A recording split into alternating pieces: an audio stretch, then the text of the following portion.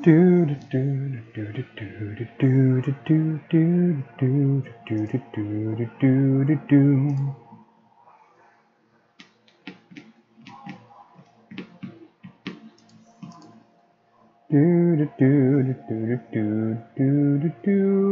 right. Should be live. Stream health looks good. We can go back to here. Close that. Back to here. All right. I think let's refresh this page now. Okay, that's what I see in there. Oh. Hey, what's up? What's up, Derek?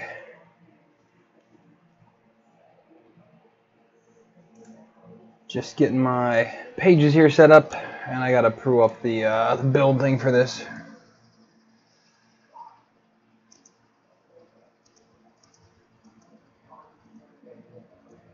Build manual. English manuals, I like that one. Alright, so we need the, where's it at? It's an MMU 2.0. There it is. I think some of it we can skip. Let me get to the point where we're good to go here.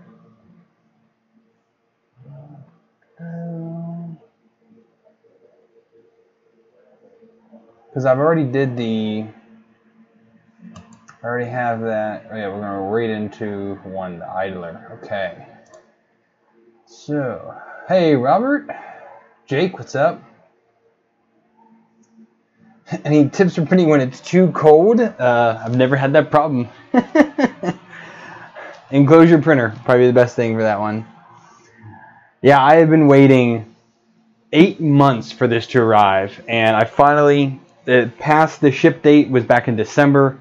I decided to poke the bear, and I contacted Prusa, and they're like, yeah, it's going to ship soon.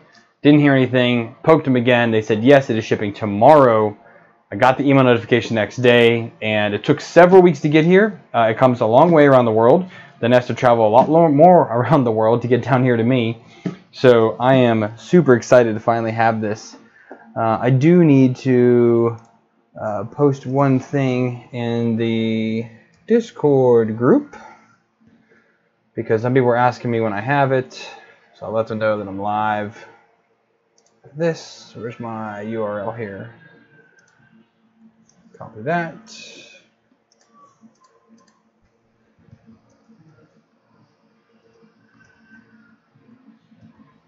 Put that there. Close that. All right. Techie, this is going on the official. This was officially bought, so I'm putting on my official one. Again, we'll see how things end up going with the clone down here. I may do a copy of that. I don't know yet. So we'll see how that ends up going. But I want to get this black wrap off. Like this came in the mail yesterday, and I haven't even done anything with it yet. Oh, it's so awesome. But I was excited when I walked down to the mailroom and saw this black packaging, because you know it's a Prusa item, because this is how they package all their stuff, is in this black cellophane.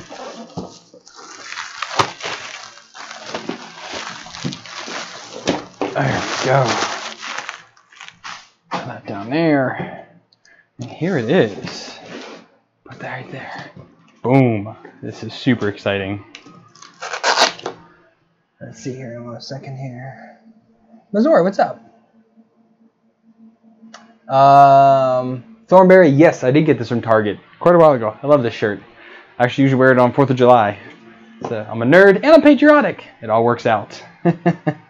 All right, let's switch cameras here, and we're going to get started. Hopefully you guys can see everything clearly enough. You can hear me clearly enough. We'll get from there. All right, so first up we have some stickers. Some Prusa stickers. That's interesting. And we have, of course, we have some gummy bears. Gotta have those. Oh, the baby woke up.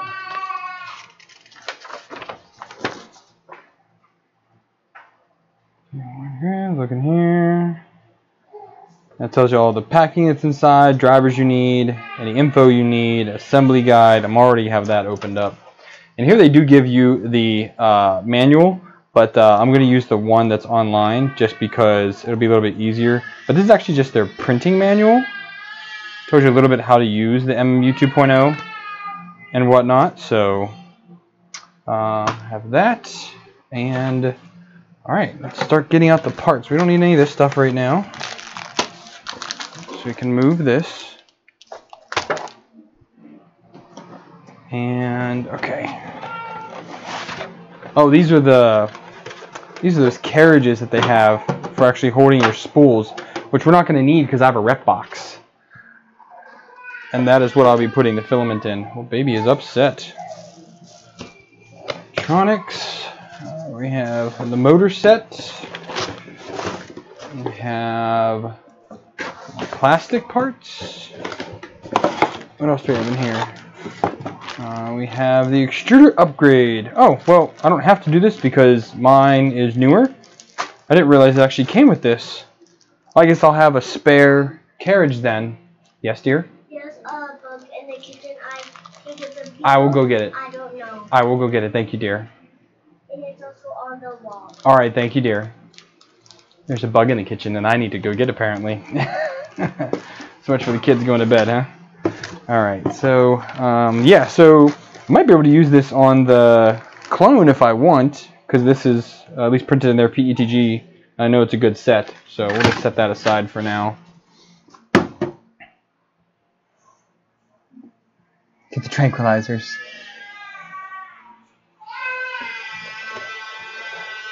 What's going on here?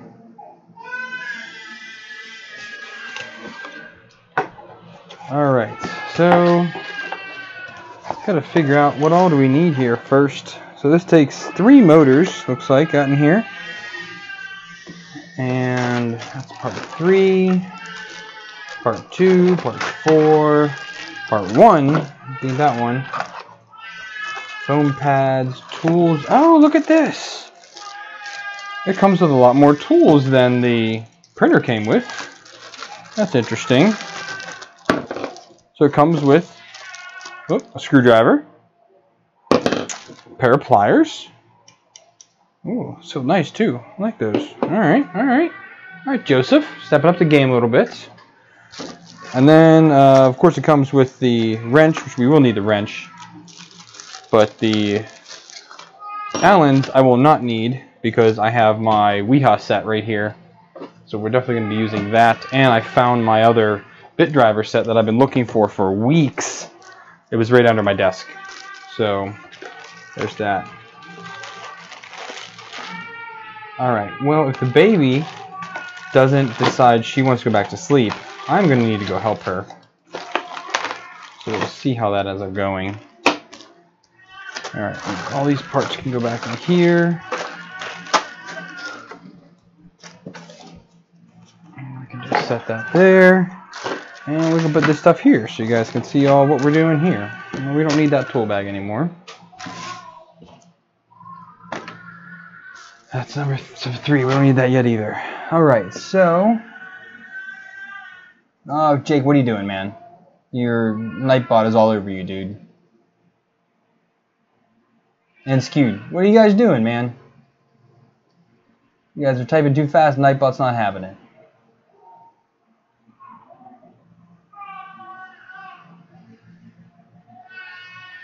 What is the Zero Beast firmware? You'll have to send me that.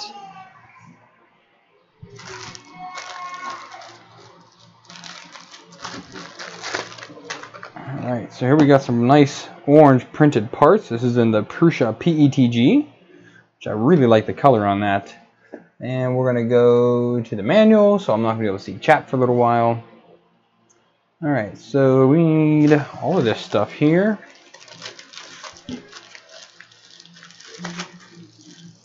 Oh, well, that's interesting. That's the only thing in there. Okay, so now this is where it gets interesting, because you're going to use, so hold it this way, and we put in, which one are they having us do first? This one right here is first, it looks like. So we just slide the bearing in there like so. And it lines up down in there.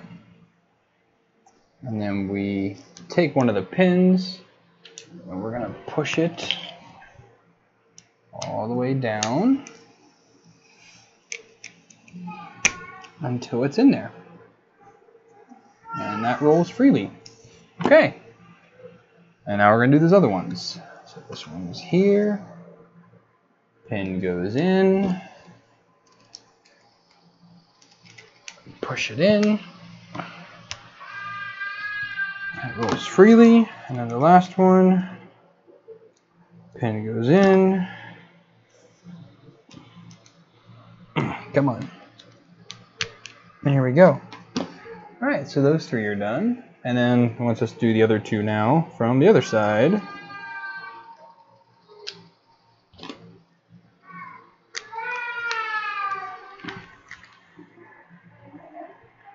Oh, come on. A little tight here. I don't have that in all the way, maybe. Nope, there we go.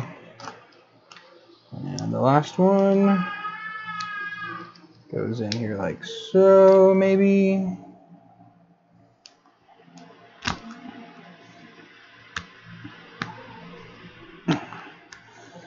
Come on. Man, these are a little bit tough to get in.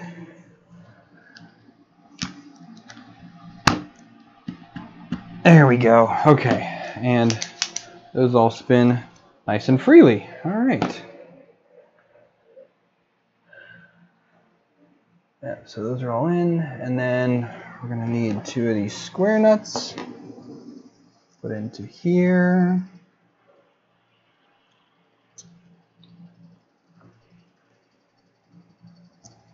This square nut. And we're gonna need get a little flathead. Push these in. Okay. And now we need two of the 10mm ones go into here. One goes there, one goes here.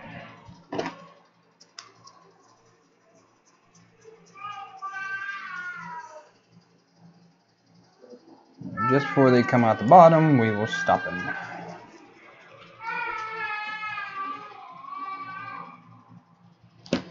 Alright.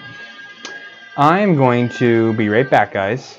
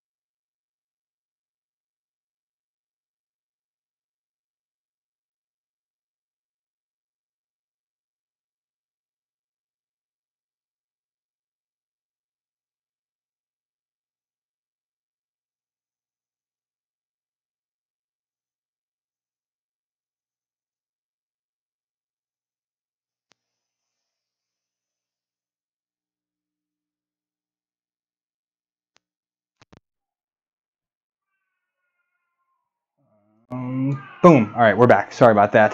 Had to go check on Mom and the baby. She's alright for now.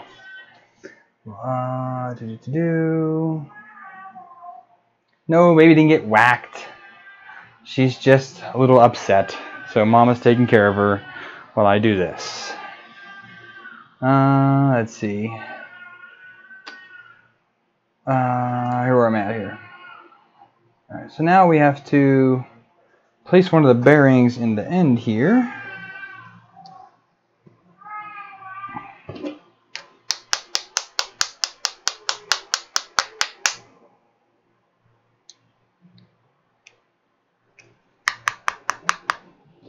Like that. There, that was easy enough. Make sure it's, yeah, that's good. That's all the way in there. Okay, so now all 5 bearings rotate freely. The 6 bearings align to the surface of the printer. Both nuts are inserted. Screws are slightly tightened. Yep, did all that. Alright, so now we're going to need this all bit, and we need one of the motors. The MMU 2 out of their body. The extrusion motor. Let's find that one. Extruder. So here's our extruder motor.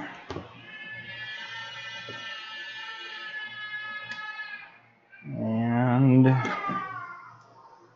put one of these into here. This side. One goes into this side. Alright. Those are lined up. Alright, so now we get to put this into here. How's this go?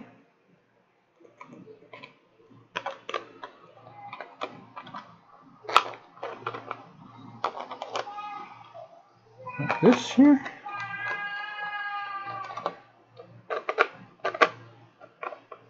Yeah, like this.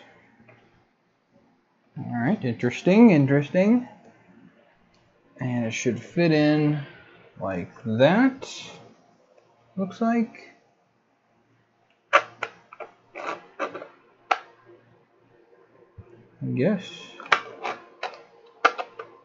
Oh, and then we turn it all the way over like this. Like that, right?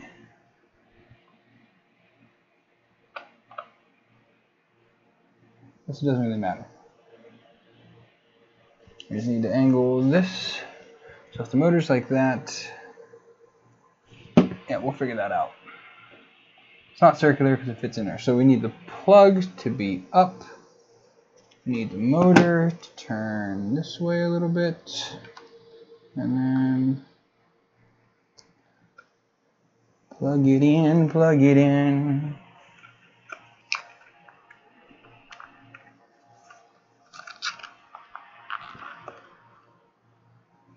Except that doesn't go in all the way. Should it go in all the way?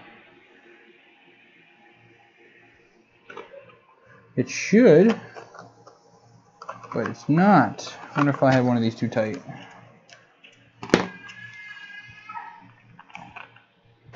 There we go, a little bit better. Let's use the screws to pull it in.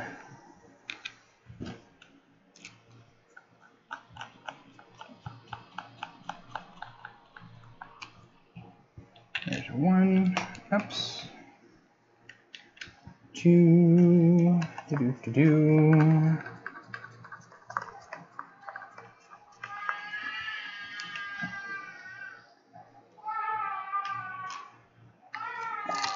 Interesting little traps they have down here for the holes, almost like pocket holes basically for this.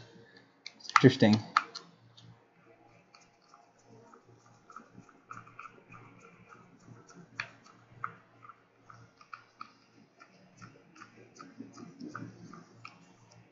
Alright, and then last one. They just go in these little pocket holes and they are just not the easiest to get in there.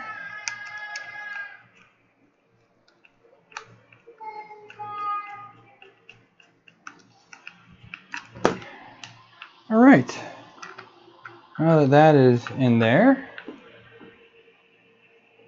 oh okay, so now we get this last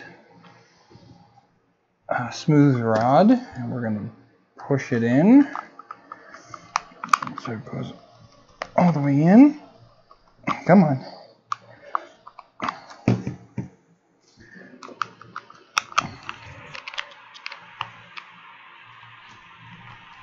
Come on.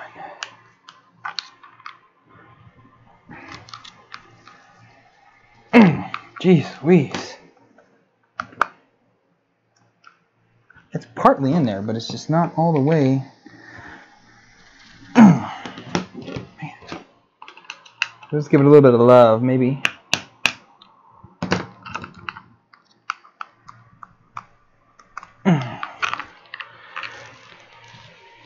Holy smokes. I think you should be able to push this in there. It does turn well. That's good. But, man. Give me 1 second, give this a little bit more love.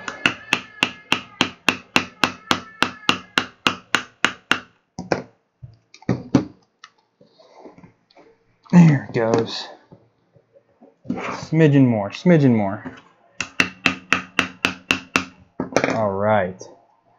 That turns super nice. All right, so now we have to put 1 screw in right here. This is what's going to make sure that that smooth rod doesn't come back out.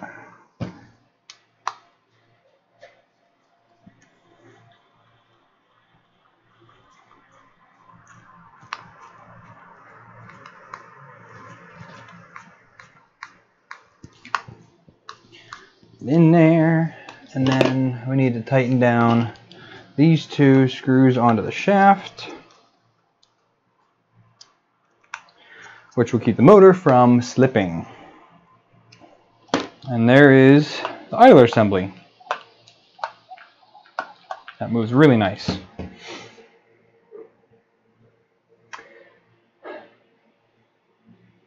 Nice. It's Harbio time. Where's my Harbios? Where are my Harbios? Where did I put them? Here they are. We will enjoy some candies. Yum, yum, yum. Alright, well, we don't need those anymore. Final check. Yep. And pulley body assembly.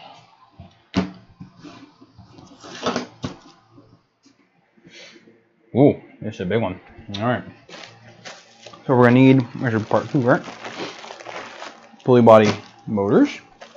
And then we need the pulley body 3D printed parts. Well, not motors, but hardware, I should say.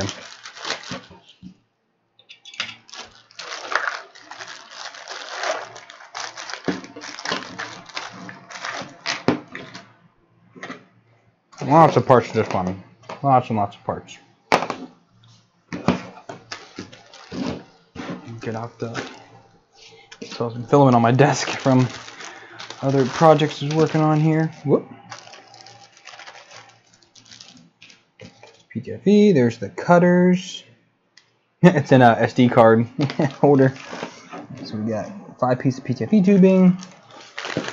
Here's a pin to probe. And a metric ton of hardware here. Alright, so we're going to be doing, I got to put all the square nuts in now. And they all go into here first. It's interesting, some of the way that they printed some of these parts. The design is a little interesting on them. 3 and 4 and let's push these down first. These go all the way down and in. All right, so we got those ones in, and then there are, if we go to motor side, there's 3 that have to go in here. So 1, 2, maybe. That one's tight. And 3. That one's gonna fall out definitely.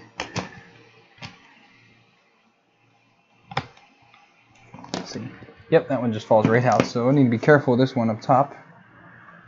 And there's another 2 on this side. 1 and 2.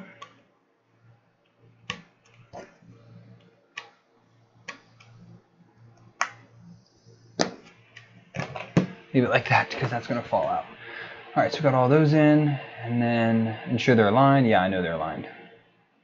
All right, we need the pulley motor. All right, pulley motor has a giant shaft on it, probably a little about 150 millimeters, I guess. And it does have the one flat edge, so that everything can lock onto it nicely. So that's nice. And then let's see, the pulley, the screws, the bearing, pulley motor, filament length. Oh, I need a piece of filament. So I need cutters and I need some filament. Do I have filament laying around here somewhere? Yeah, filament everywhere, just not exactly where I need it to be. Oh, there's some right there. Hang on, hang on. Oh. Here's some super old $5 roll of filament here. I was printing with this earlier. Oh, piece of filament, okay.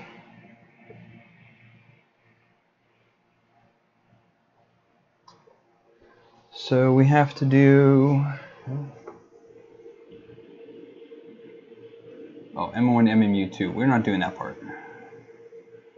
Skip to step 9. Okay. So it needs to be like this, with the smooth shaft up top.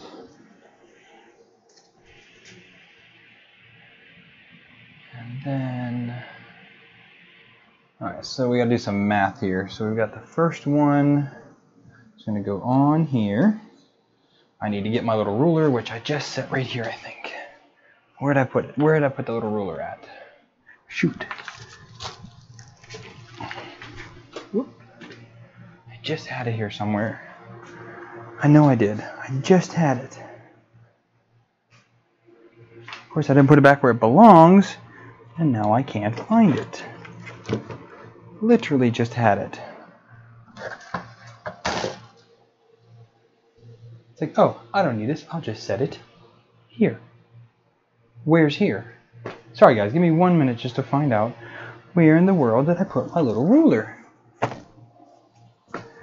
My little metal ruler that I use for 3D printing. Because it's good at measuring things. Where did I put it? Thought I put it with the filament. I obviously did not, as it's not here.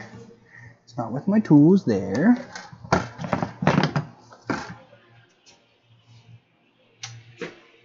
Oh, son of a gun. Hate when I do this. Hate it, I hate it, I hate it, I hate it.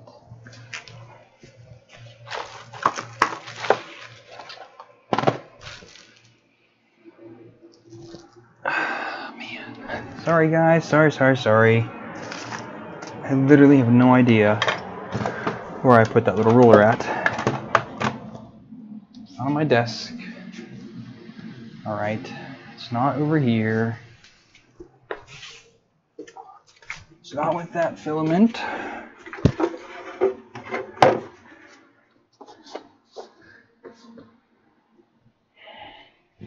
Well, if I can't find this, I guess I can guesstimate, right?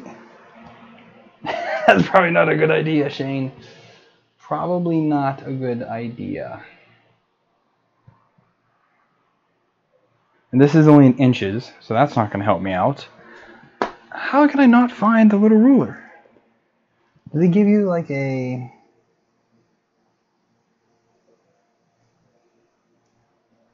We'll adjust the position later. That's fine. So the rest of these go on like this.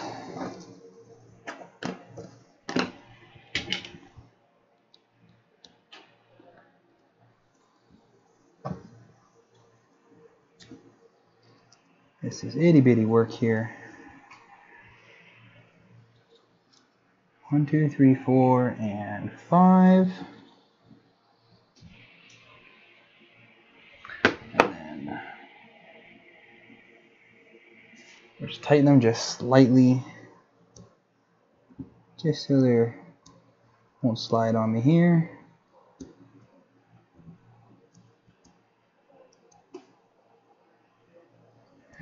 Yeah, because I cannot find that stupid roller. Oh, curses. Okay. Anyways, where are we at here next? So we're gonna put this here. Where are we looking at? We're looking at it this way. We're gonna put a bearing in here, maybe.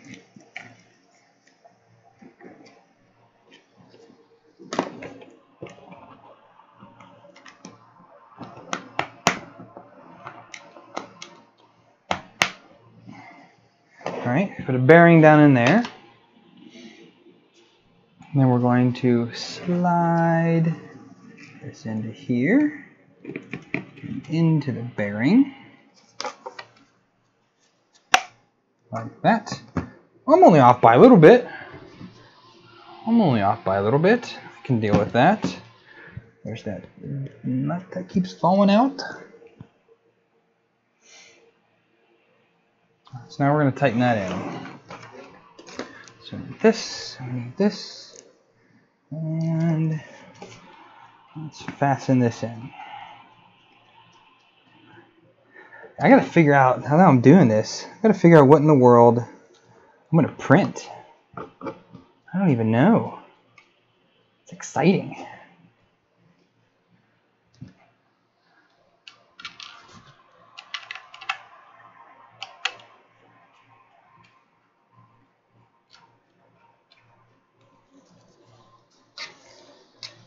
I'm so happy I have this Weehaw set now, man. This is just too freaking nice.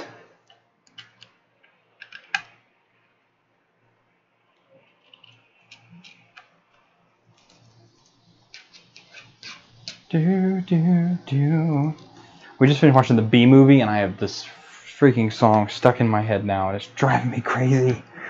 Oh, dad life. Alright, so those are all in there. And then, okay, so now we're going to use the filament to guide through and realign each one of these. So just do this.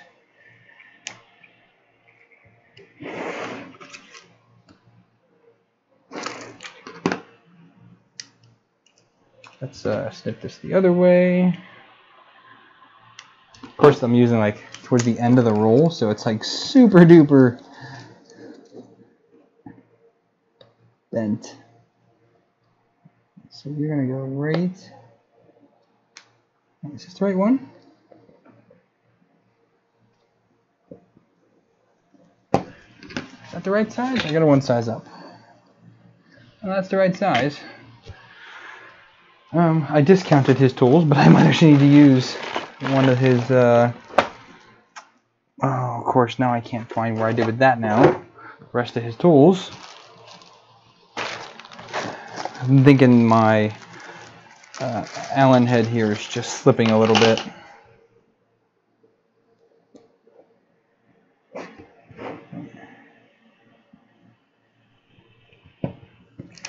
So there's one.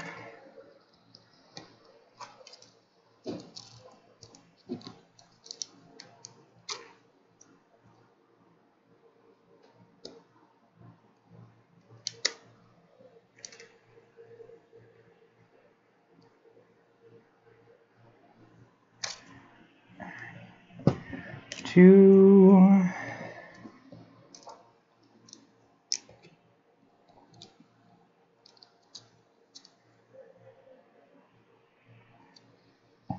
Three. This is key to get these straight now, because if I don't later, we're gonna run into problems.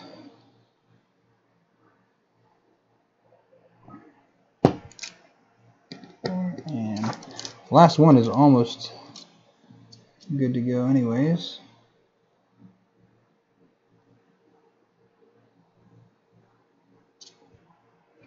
Fine. Okay, so now you can see all of the extruder gears are all ready to roll.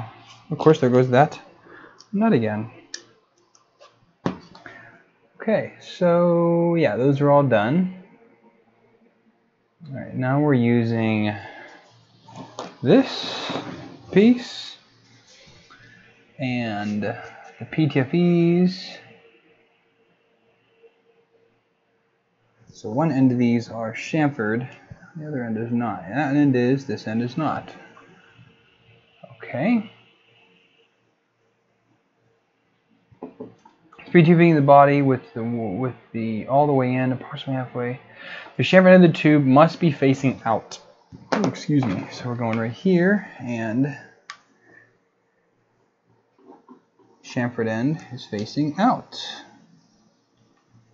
2, 3, 4, and 5. And then this gets placed on top like so.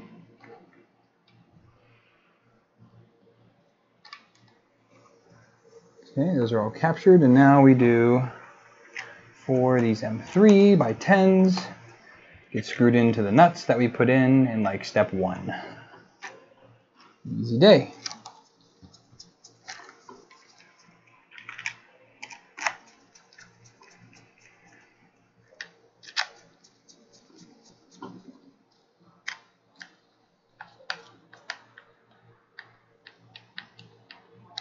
Why aren't you going in the hole? Are you too good for your home? There we go. Happy Gilmore reference, if anybody was wondering. I hope people would get that. Okay, that's in. All right, now we're switching gears again to this guy. And let's see here, we put 2 square nuts into these holes. That one and that one, and we gotta push those in all the way, which is not. Okay, I actually bent that, this real skinny one, trying to tighten those things down. Okay, and then slide an M3 nut, if possible, a long screw, spare bag, and we could press the nut in. I'm confused. That goes where? All the way in there. Okay.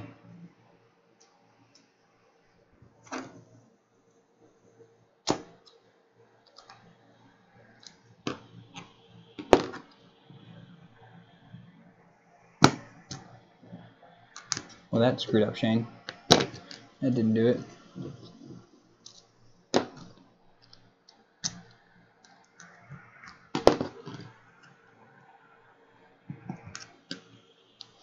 Okay, so it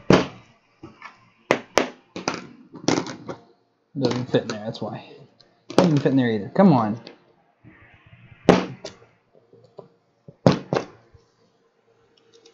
Come on out.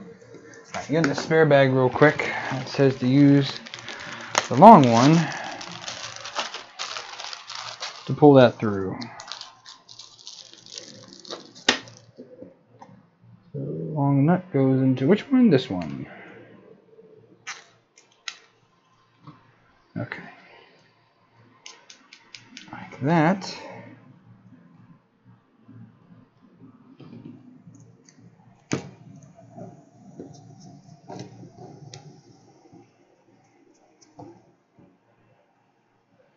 This in here like that, and we're in. So now I gotta just pour it all the way in.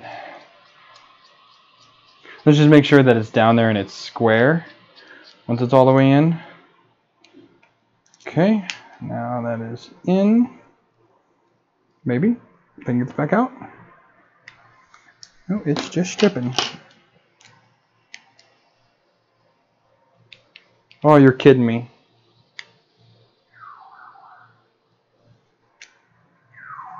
Oh man, it's rotating in there now. Shoot!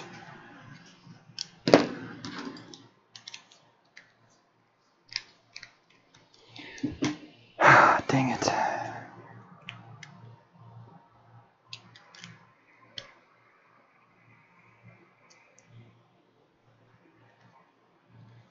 Oh, that's why I was rotating, because that's I was hitting the shoulder on that bolt. All right. I got really worried. I got really worried there for a hot second.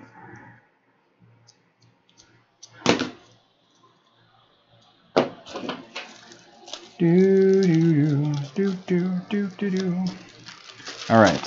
So I put the spares away, and then let's put this has to go back in here.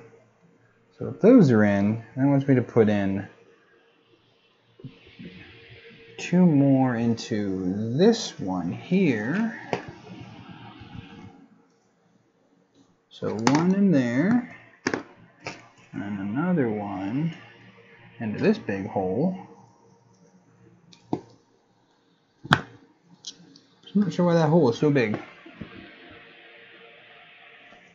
And, oh, 1 more into here. Sorry, I missed that one. Okay. Got to keep my finger on this one because he's falling out. Now we have to put these brass tubes into these guys here, like so. And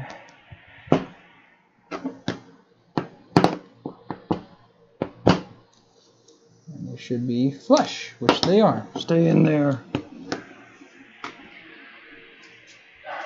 All right, so now we need the final motor. We can get this motor box out of the way now.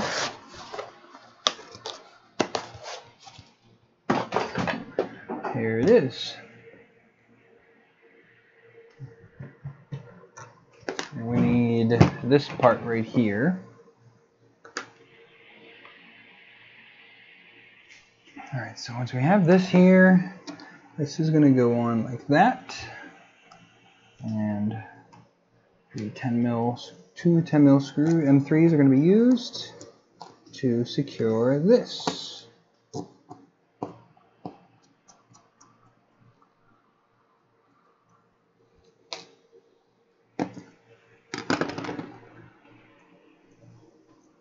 Actually, are they 10 millimeter? Yeah, but that one's not reaching.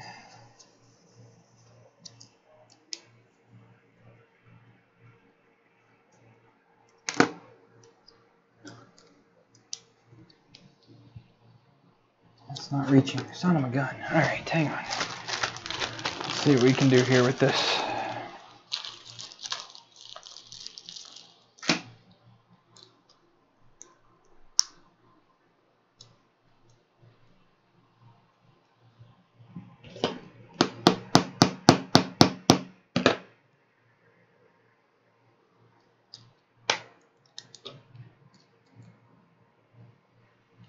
There we go. Little love tap. All right. Little love tap make that work. All right. Now we're cooking. Okay. So those are in.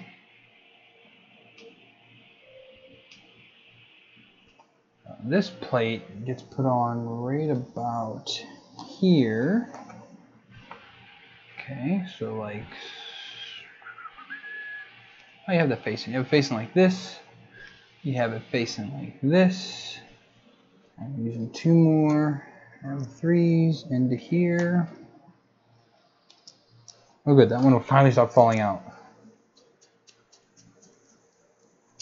There's 1 and 2. That lines up with the holes.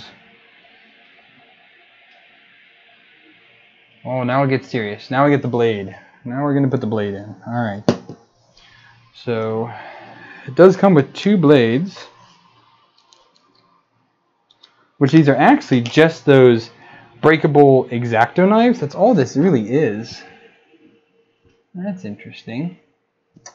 So it goes like that. Okay, and then where's that little piece at right here?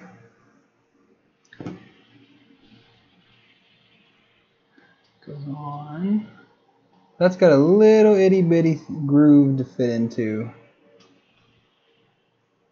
which it does not actually sit too well in there. Not gonna lie. So like that. And like that. And then two of these M3s go in like so.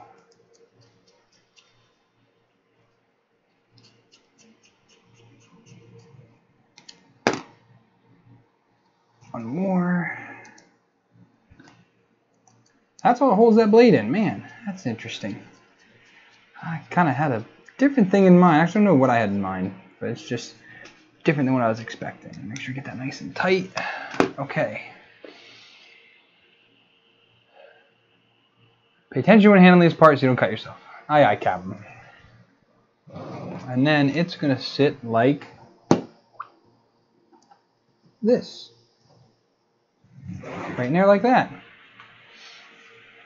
And we're going to go ahead and put our two smooth rods in. One through here. And then the other one to the bottom.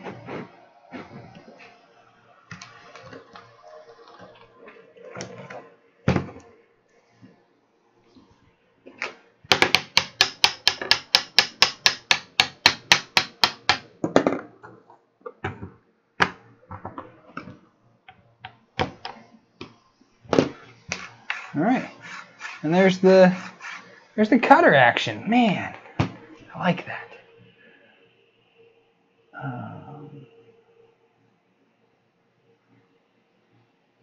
Sure, selector lines with a pulley. All the way down here they are. All the way up here they are. Bam. We're looking good. Okay, so now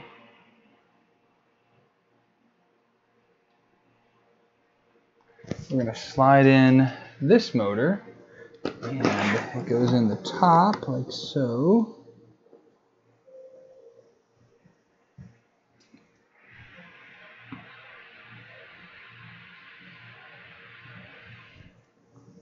Gotta turn it.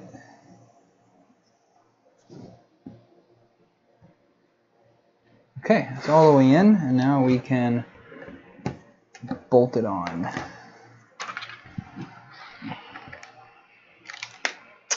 And it fell out like that, like this, and we're in. Okay.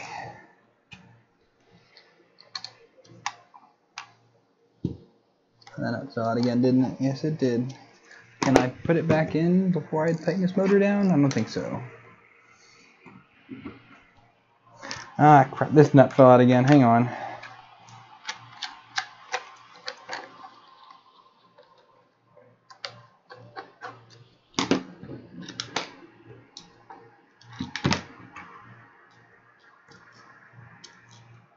Come on, man. Killing me, Smalls. Okay, now this motor should hold that in. Most of the square nuts fit in there nice and snug.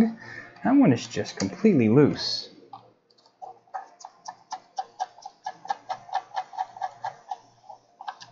There's two, and then the last screw here.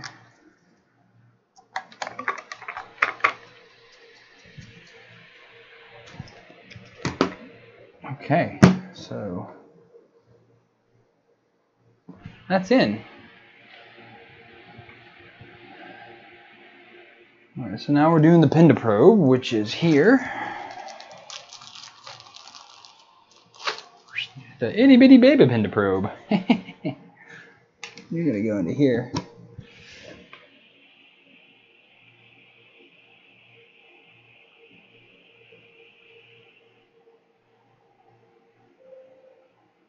So what's the direction of this one? Carefully.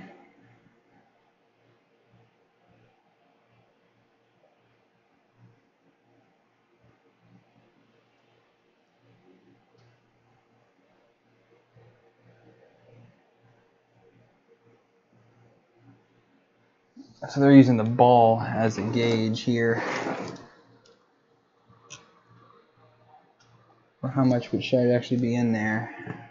I'm going to put this in. Oops. Details, details. I need another MK3.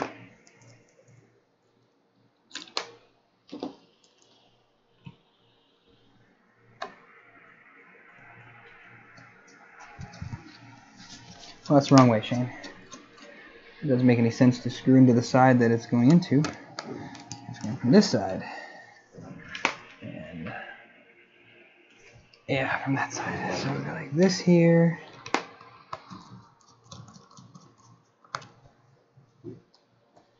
Use the ball as a reference. Right about there. Okay. So there's the pin to probe in there. We're just gonna wrap it up like so, just to not break it, because that'd be bad news.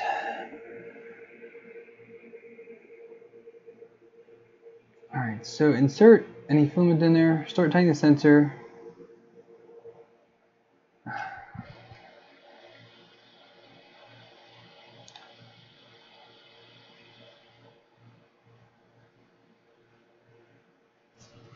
So insert some filament. I got that. All right.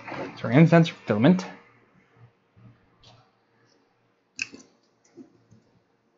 Okay. It wants me to lower it down.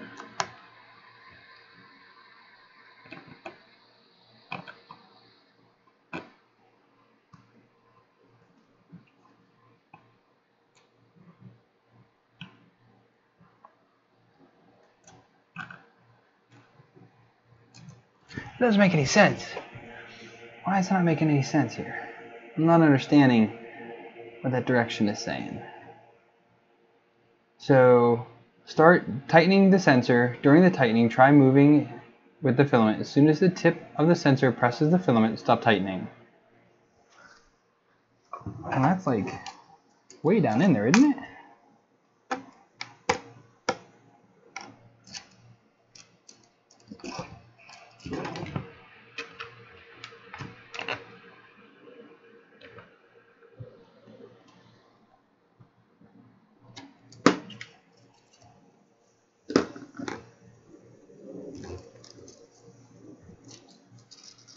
That should be all the way down there like that then.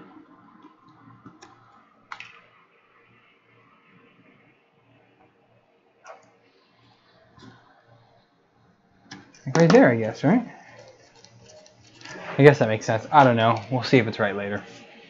Theirs is way up higher than what I'm seeing. So, all right. So we're going to this side here now, and we're putting this bearing into here.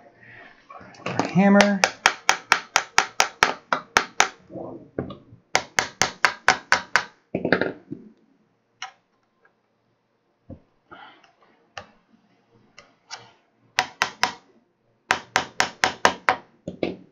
It's in there nice and flush now.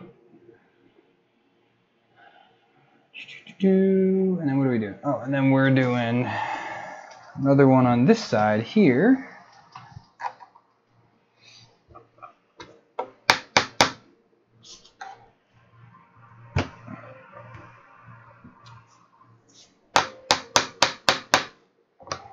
Okay, that's in now.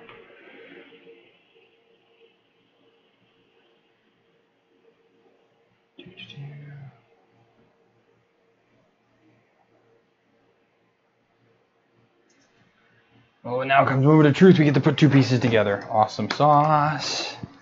So we have that. And we have this piece.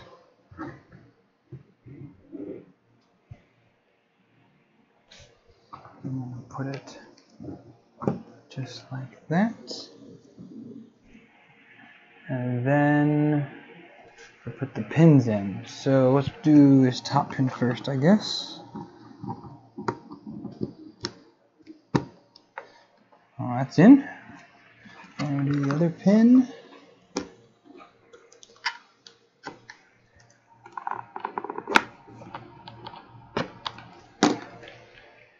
Look at that. Look at that action. That's pretty slick.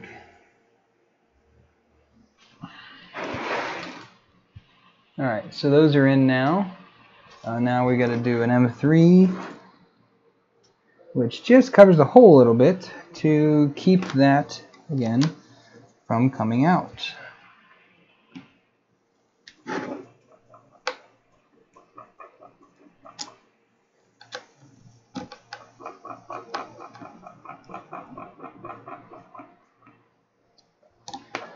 And this side gets one here as well.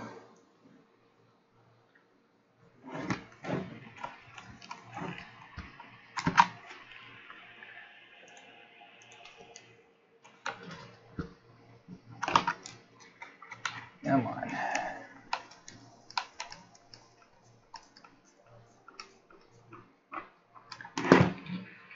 And there we go. All right. Next, we're doing springs, and they're going in the top. So the springs go in here, and they go into here. Spring onto you, and you go into here. And we just tighten down a little bit.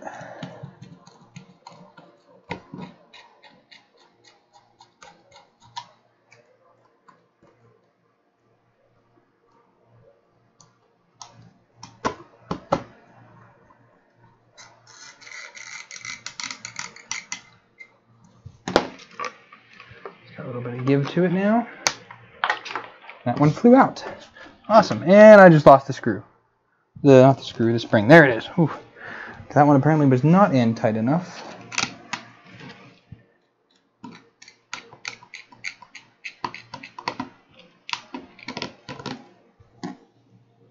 Oh, it's because I'm missing. Oh, shoot.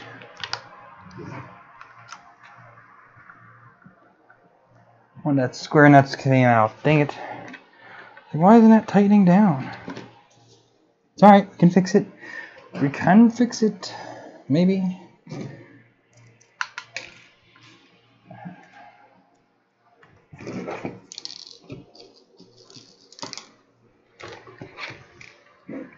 It's a little tricky to get in there though. So I have to just. And I dropped it again. Hang on a second here. We'll get it.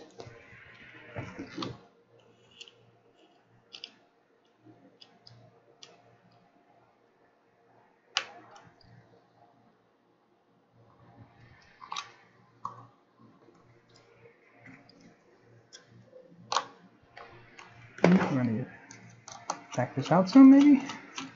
Not even in there. Oh, it was in there somehow. Now, if we go to tighten this, yeah, I hear it. Now we got some grip on it. Okay.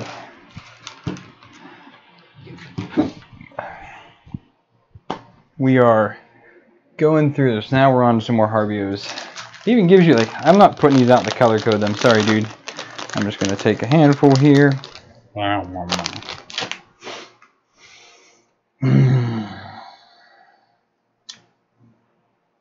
Eat no less than 20% of all the bears. Alright. So there's that piece right there.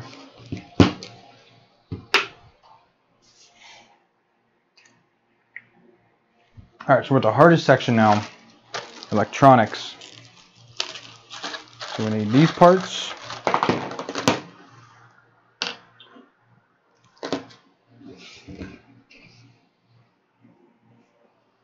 And then we need, don't need that anymore.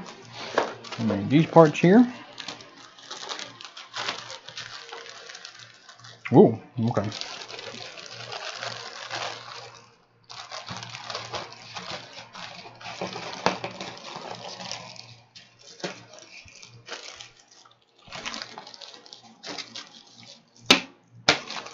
Those are spares.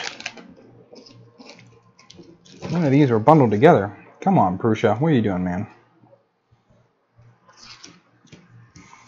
Actually, kind of surprised. Well, I guess if you bought an MK3, You have about a bajillion of these left over. Unless you screwed up like 30 times, but...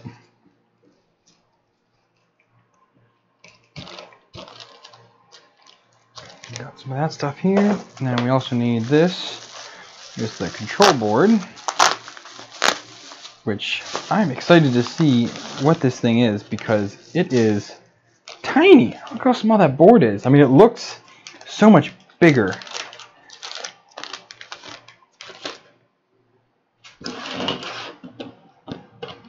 There it is. Itty bitty little board. A couple buttons to push there. And here's the housing for it. It's I'm going to just hop over here real quick, see what's going on. Netherlands, what's up?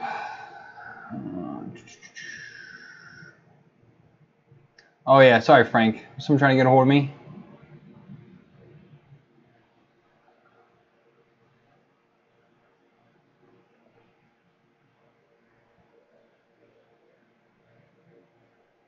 Oh, hold up a second. I missed something with the ball bearing? It didn't say anything to put the ball bearing in there. I was just looking. I was like, I have the ball bearing still sitting here. It doesn't. I really don't like this. Oh, yeah, it does say to do that. All right, never mind. Let me go back and fix this real quick.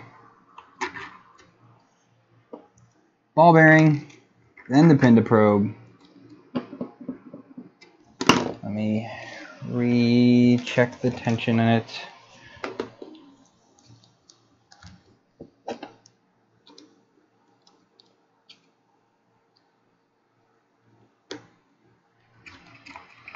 Alright, so that slides through just fine now. Alright, thanks for catching, guys. I'm glad I went and checked comments. Sorry, it's I only have the one screen, so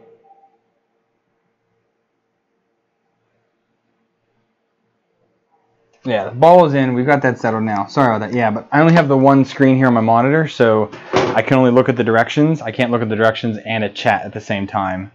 Eventually, my setup might change here, but for now, that's what I have to deal with. So,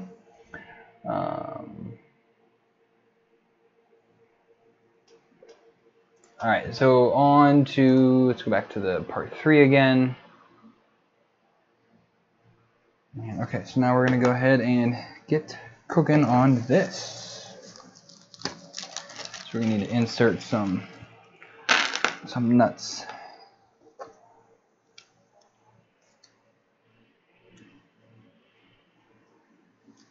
Use one of these to convince it to come through, maybe.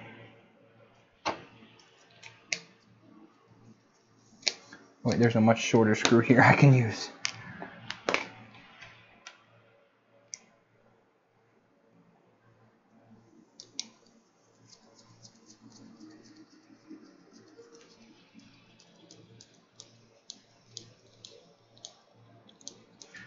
There's one.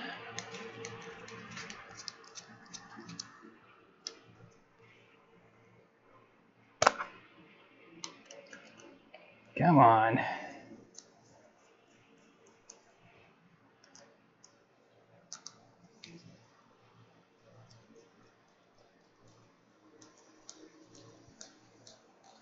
Two.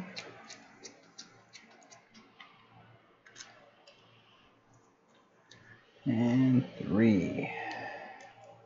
Well, can't say 3 until actually I tighten it in first.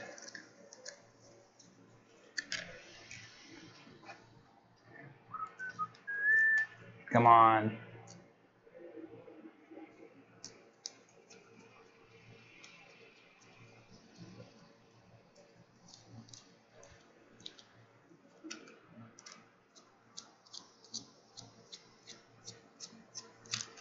Okay, so those 3 are in.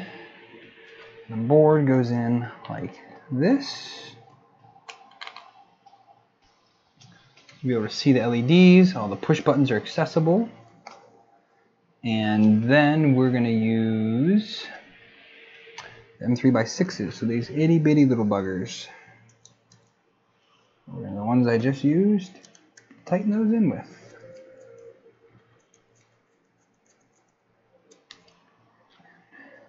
Don't over tighten.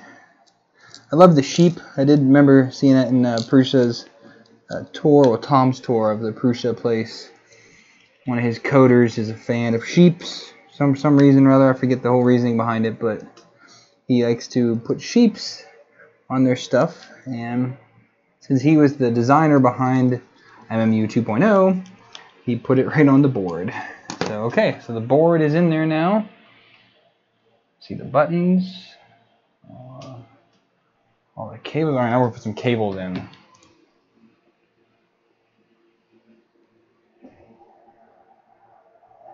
I'm leaning against this. This is kind of because it's I can't get my table any higher. So I think one day I will try and find another one or make a table, but this table is just great because I can fold it. But I lean against this bookshelf as a seat, and it ends up helping me out. But I always have a sore back. Excuse me. All right, so cables there. More cables here. Take these out. Take this out.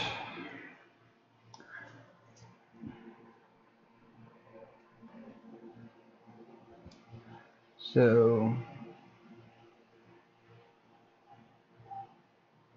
signal cable is this one right here with the clip. So I'm gonna make this bigger.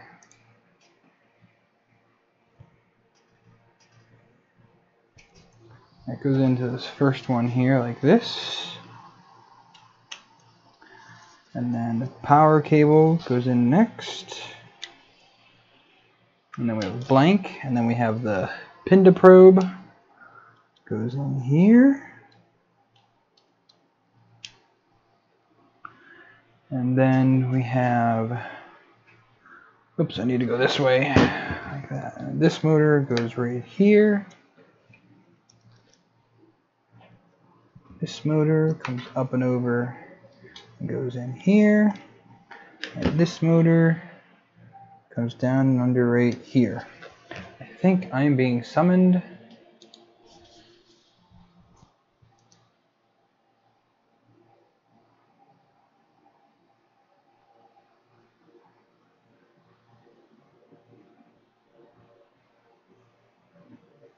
I'm not. Okay. Thought I was. I'm not. Okay. Where was I here? Okay. So those are all connected then.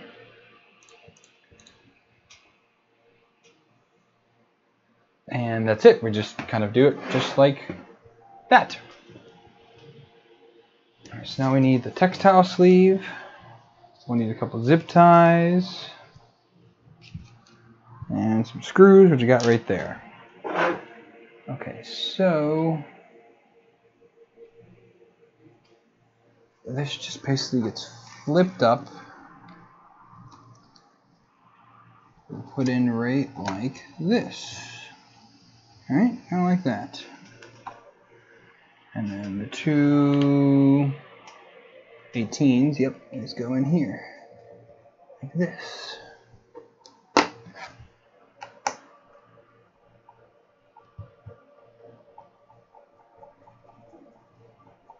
Come on.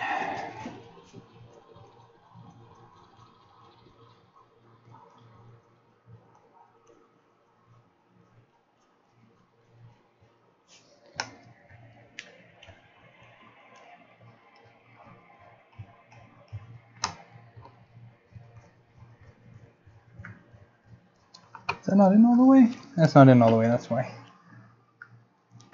There we go. It was off by a smidgen. Okay. And this one goes in here like this. Okay. And you can actually see the sheep here in the bottom as well. That's pretty funny. Oh, there's a piece of that. I need this here.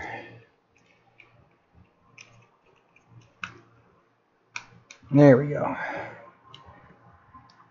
Okay, there's that. Okay, so now we'll do a little bit of cable management seams. So I'm gonna do the pinda. Let's get that all the way to the end there. Make sure I do the thing right here.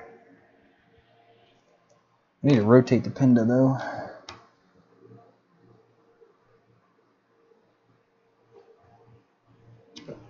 Alright. So one zip tie is going to go here.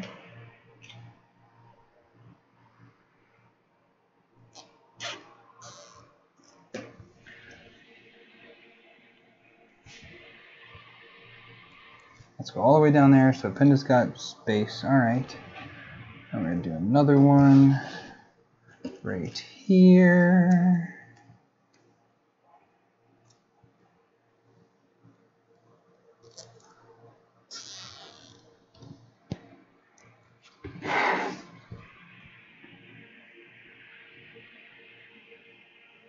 The textile sleeving is going to go on these guys. These guys, I really don't like this sleeving. It looks amazing, but putting it on is, God, such a pain.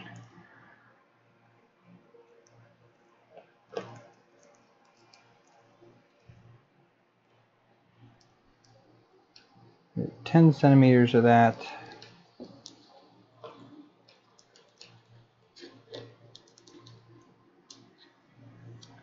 I don't know how far 10 centimeters is.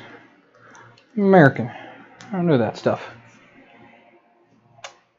But yeah, so we'll just do it like that far for now. And then we're going to add more into it, right?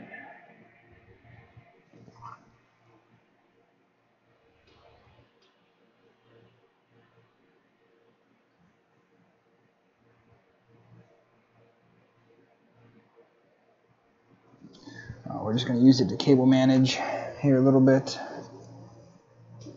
You have a lot more slack on the pinda than I do. So I need to pull this back here a little bit more. Okay. Now we're going to put another zip tie right here.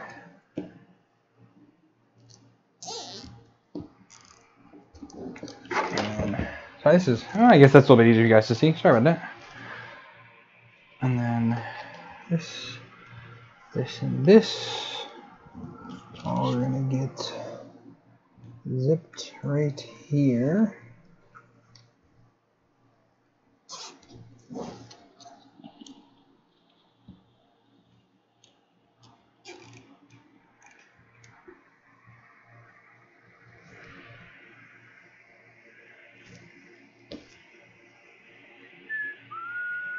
Yeah, that's right, just like that. That's how they have it.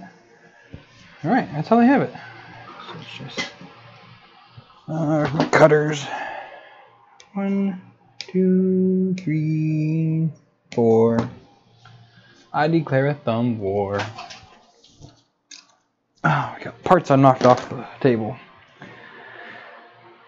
Okay, so now we're using this sucker here.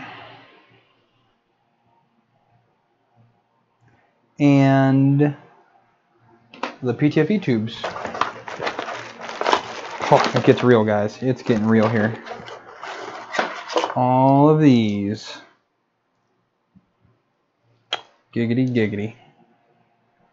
Are these all the same? Yeah, they're the same there.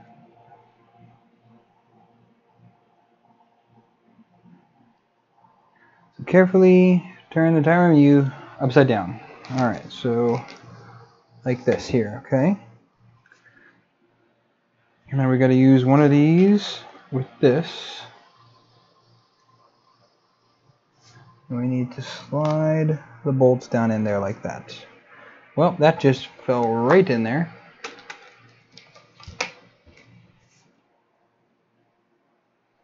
The nut should be a snug fit once it gets down there. Okay, so we'll just push that in, and then we'll just give you a push.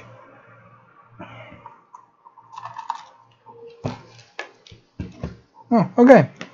That did work. Hot dog. So we're going to get all these pushed in now.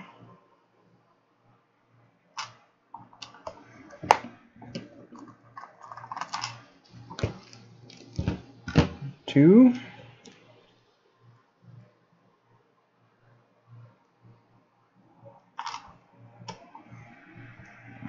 3. Didn't lose that enough. Come on. Come on. There we go. And one more here.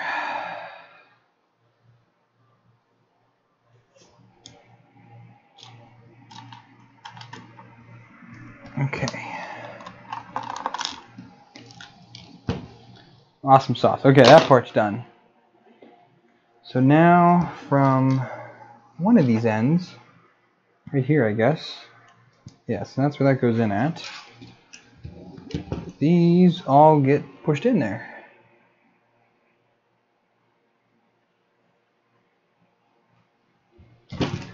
Alright. So I have to get 5 of these and push them in.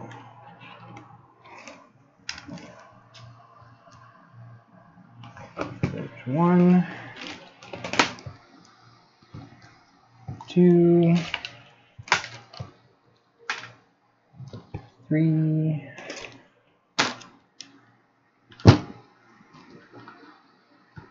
4. Man, this stuff's slippery.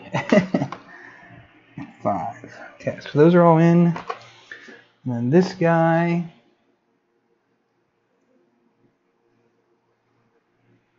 goes like this. Wow, these are going to be hard to put in. Really? There's no easier way to do this?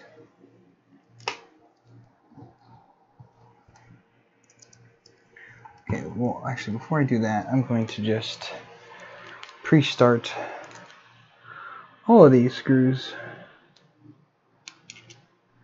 So there's no way I'm going to fit that in there with the wiring as well. 2 of these by 10 mil, right? Oh no, but these 18s. Whoops. That's why there's 4 of each left. So 1, 2, 3, and 4, maybe? Yeah, okay. So now this goes back into here, and we start tightening these all down.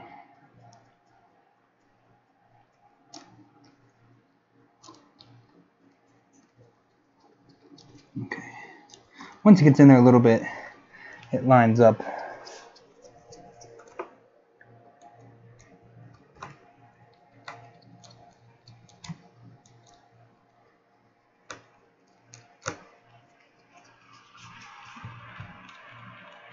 Alright, now how tight should I make these?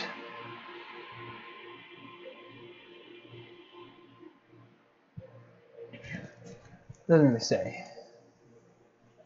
Wait, don't do. Ah, crap. Well, let's just get these secured.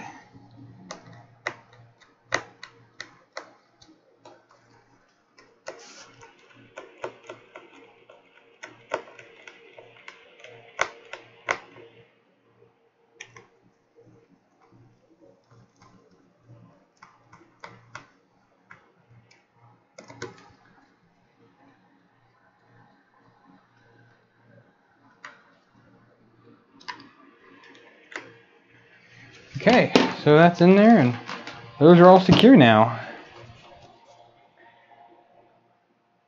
Alright, so now we gotta flip this upside down. They have it like this, and we're gonna be using this. They go this way, and this way. And we're using the 10 mils to hold these in now.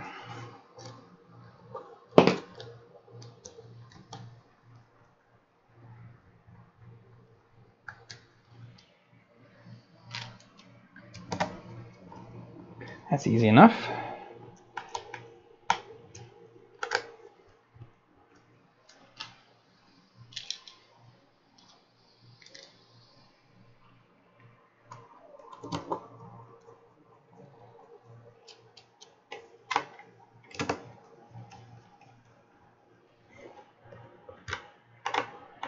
Okay, that's the mount.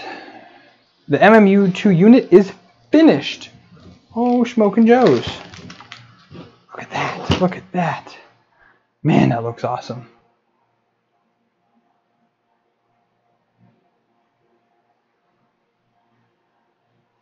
Alright, so now we need to check necessary parts. What are we doing now?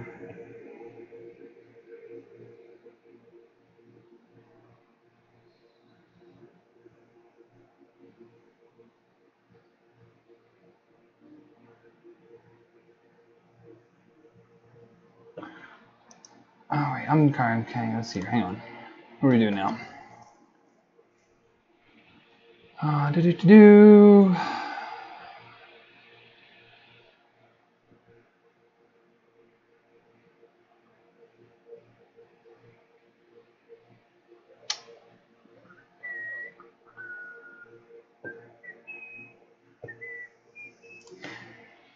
Let's read this here. So, preparing necessary parts. To make better assembly easier, we started shipping hot ends on YouTube. Install. So mine has the green dot. Whoops, there goes my microphone. Hang on. I can't not step on my stupid microphone cable. Man, I need a wireless mic. Golly.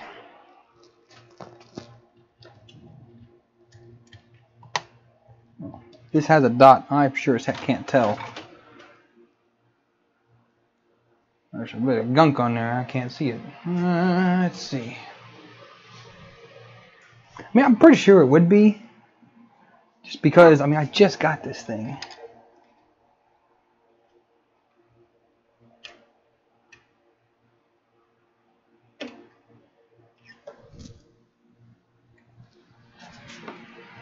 What's the dot look like?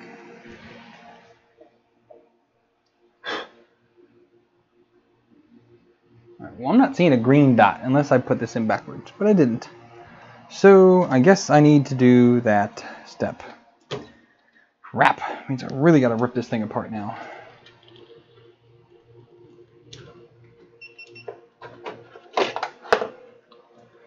Take my GoPro off of this.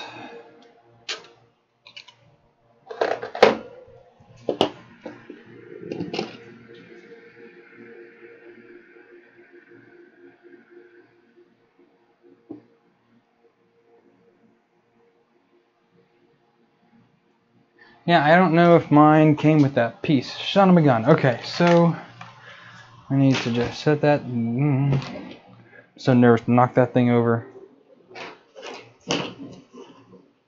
Move some of this stuff out of the way. And I guess I gotta unload filament from this first. Let me do that real quick.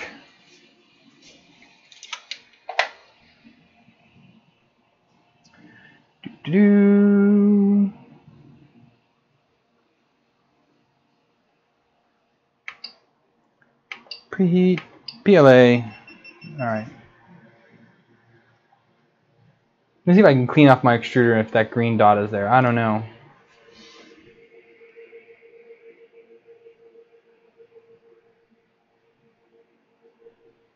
I have a clip for the mic, and the mic is great, but the problem is the cable. This is what drives me crazy.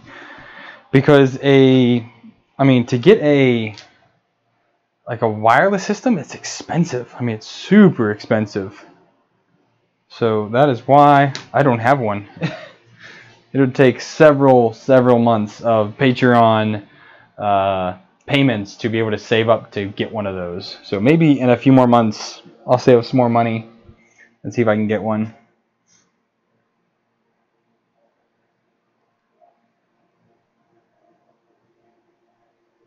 Yeah, again, I know how they do all that. It's the cable. I don't have a wireless lavalier mic. And pretty much 99.9% of anybody doing anything professional has a wireless lavalier system. I'm obviously not professional.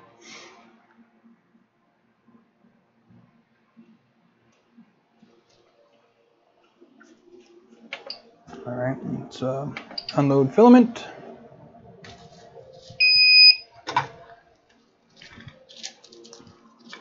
Have some of the controversial Maker Geeks Raptor PLA on my printer. I was printing out some parts for one of the other printers.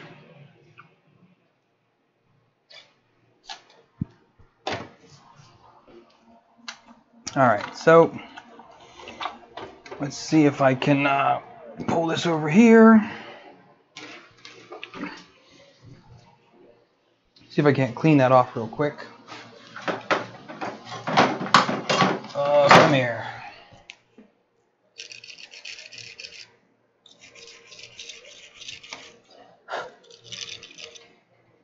Can't quite get in there.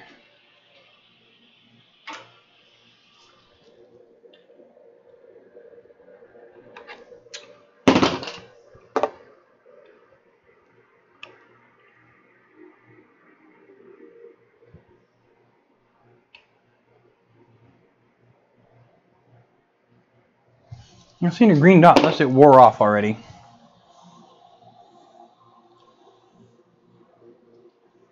Which again, it's hard to tell. I don't know.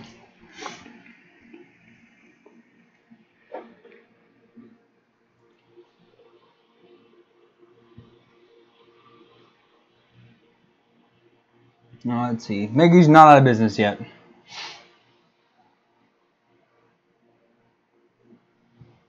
Yeah, I know. So this is my Rode Lav mic, which is $100 itself. But to get a good transmitter system, I'm looking at about $300 for that. So it's going to be a while till I get one of those.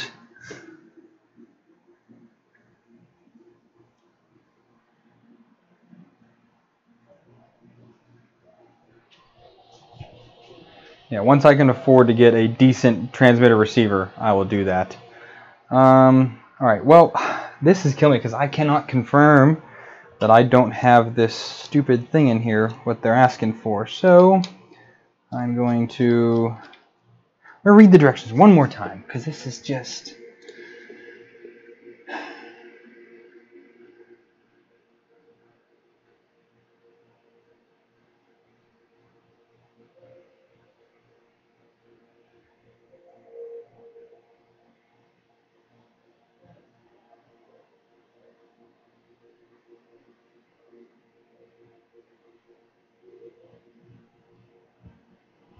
If your extruder is already a B7R3 design before starting times.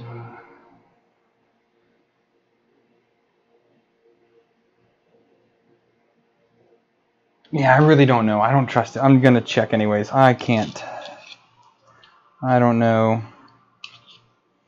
I just don't know.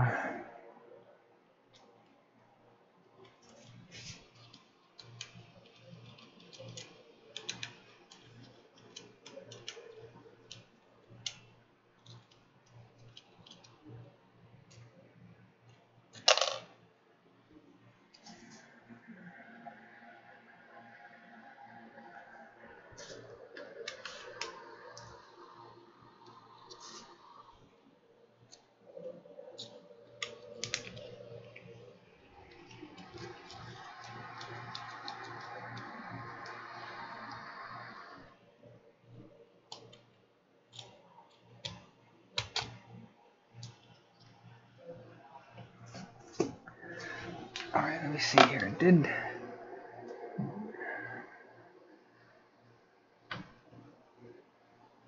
I have that installed or not? I can't tell.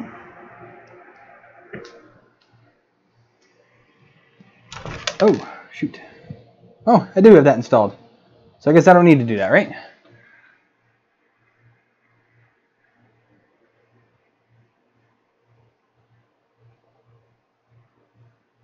Oh, no, I do need to replace this. Okay, so that's the old one. And then this is the new one, right? And we push this back in here, like that. I honestly think that was the same one, but you know what, hey, I'd rather be safe than sorry.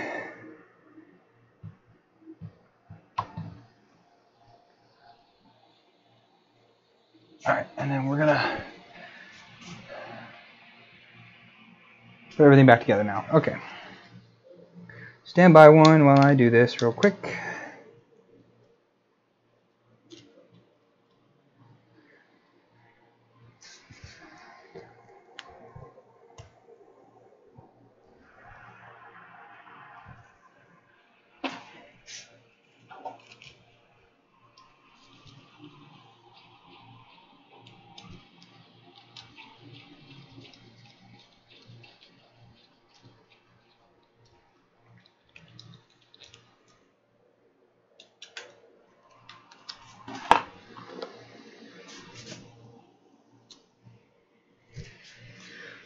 Now I gotta put the fan back in here.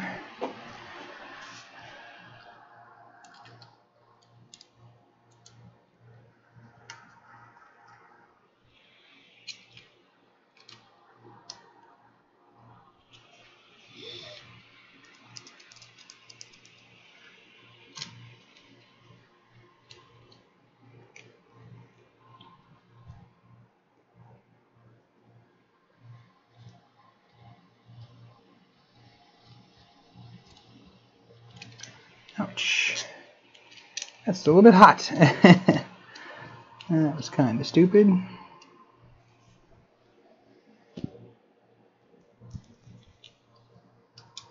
Yeah, these are not lining up properly now.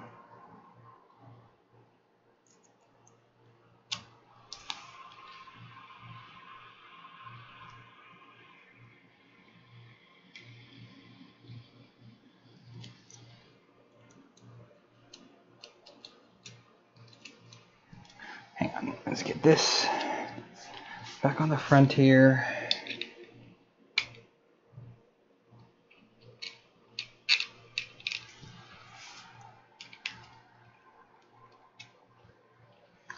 Okay, there's that now.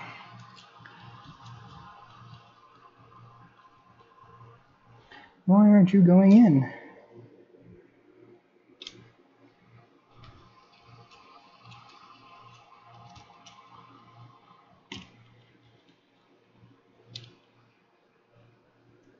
There it goes.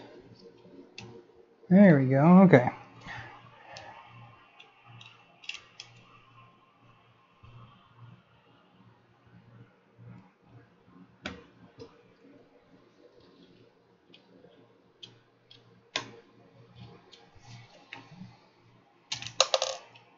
Okay, why aren't these biting now? Son of a gun. I shouldn't have done that. Now my hands are filthy.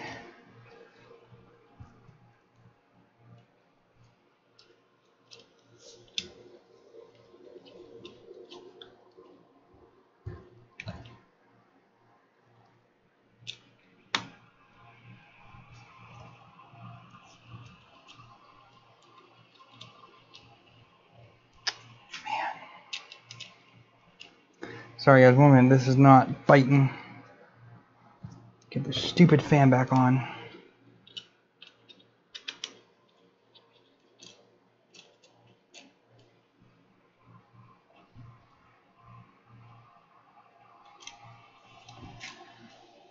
Not at all. What the hell's wrong here?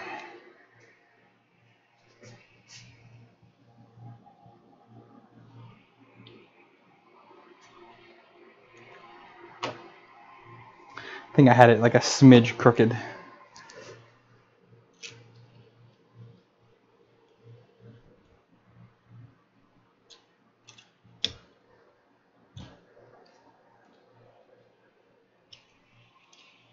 Okay.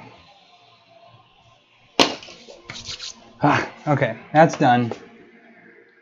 We do need to swap out the top piece though. So I don't know, can you guys see any of this right now? Probably not what I'm doing here. We turn this sideways. Whoop. Alright, so we're taking off the top piece here.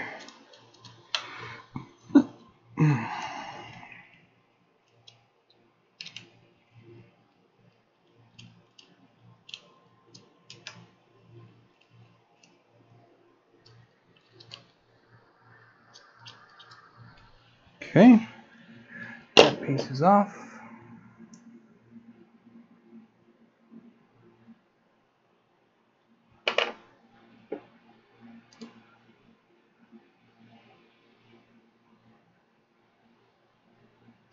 Remove the PTFE and replace it with the new one, so which is this one right here. I guess. Yeah, looks about right. And we'll put the screws back in.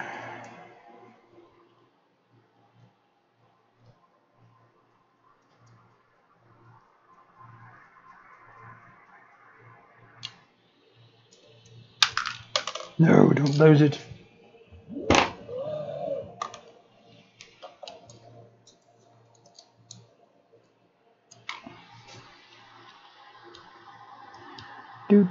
do do do do do do.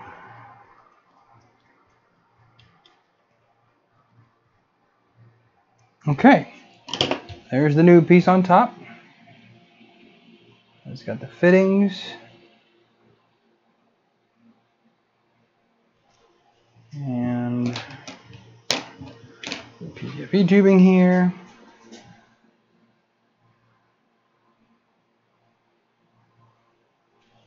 Okay, we're gonna get this now.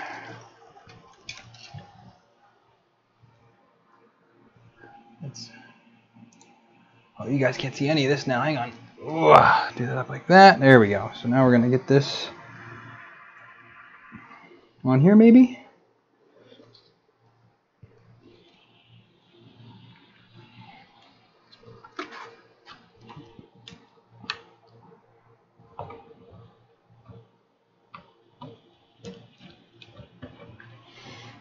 Man, it's on there tight. I'm so afraid to break it. Oh, there it goes. Whew.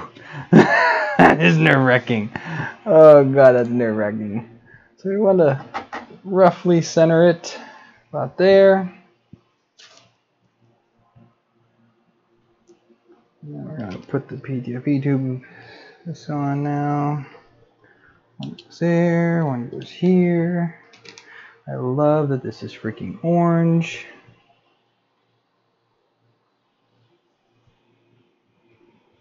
And now it's a crazy Bowden extruder.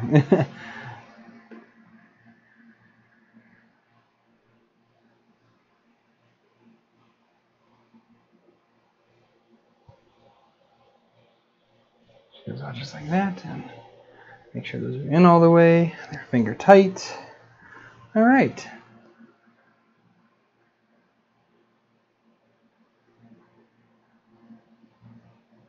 All right, now we're making some changes inside.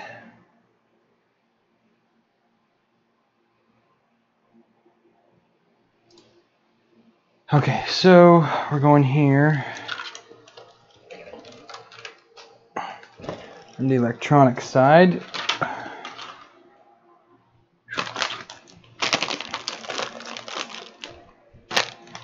Making up for hardware I didn't earlier. I'm not going to be able to show this because this is going to be too hard to show.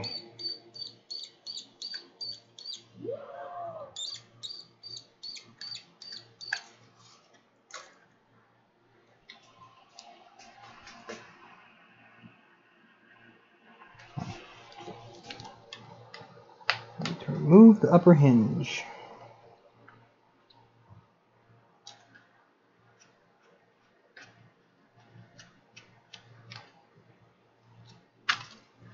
Pop the door off. All right, it's out of the way now.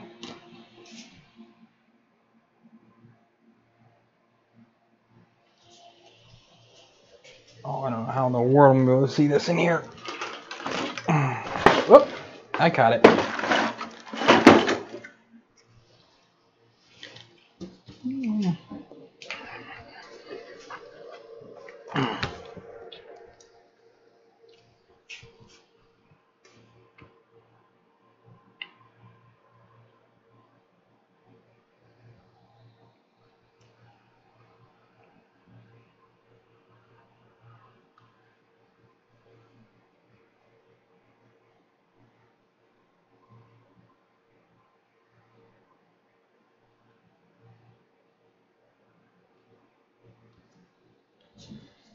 So that's going to connect to the upper row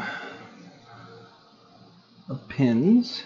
So you're going to come like this, and then brown goes that way. So it goes in here like this. Okay, well that's in. And we got to hook up power to those two. They also really show you, like, they show you how to cable manage this.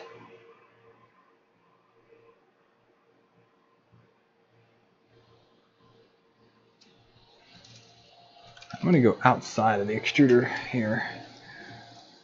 Or no, I'm going to stay in the front because it's having me, I'm going to pull that cable out in a minute. So there's that, and then somehow get to these down here.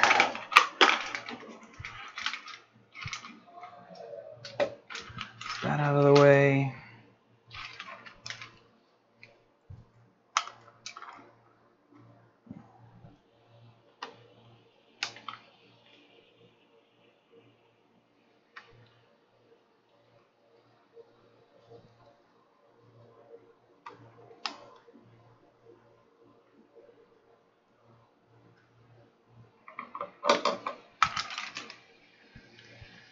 Okay, so these gotta go in like this. Holy cow, is this tight? I wish I had smaller hands right now.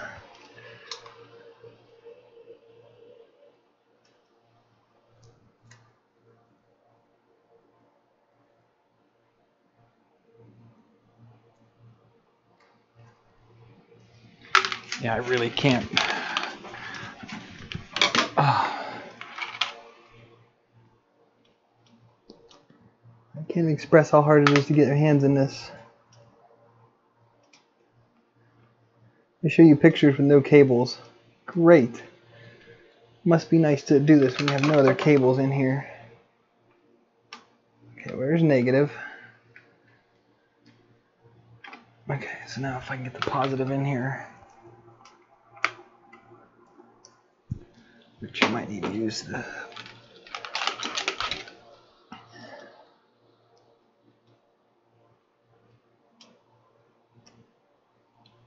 Alright, need the using the pliers. Did it, I think. Yeah, we're in there now. Well, actually, we're not in there as tight as I want to be. I need to get that up a little bit more.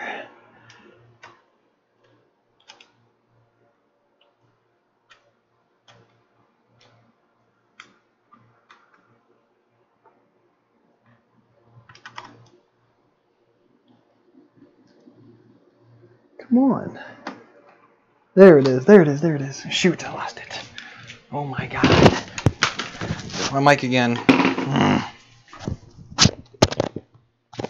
I swear I'm going to end up breaking this thing. I'm going to get so angry.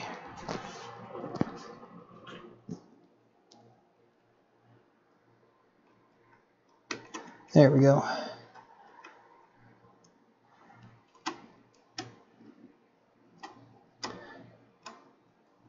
Righty, daddy, lefty, loosey, Shane. Come on.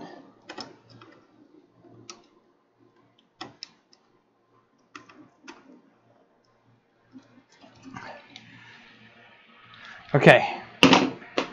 Whew. Where are we at here next here? Alright, so that's connected. Now we got to take this and I need to cut off a little bit of this here. Like so.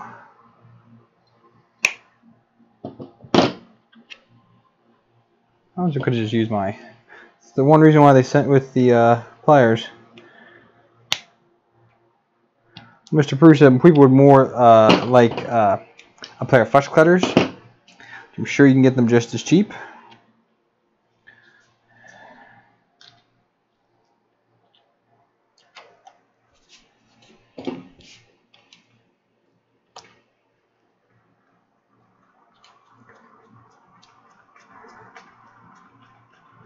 Alright, so that's back in. Now these cables come, get routed up to here, and they get put in the corner. But yeah, I'm not even going to try to show you guys that because that's just not going to happen.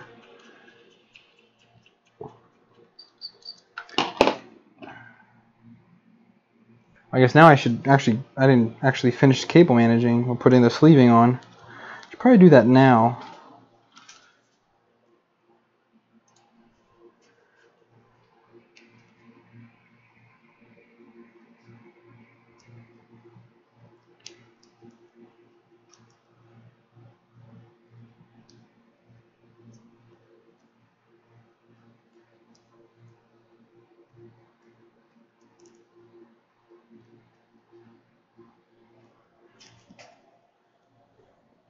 Yeah, I don't drink on the streams because I'd like to stay monetized. And people do actually go back and watch some of my streams. So I like to, and I also try not to swear. The work, different story though. I swear like a sailor. Because my first boss was a subber. I totally blame him for all my swearing.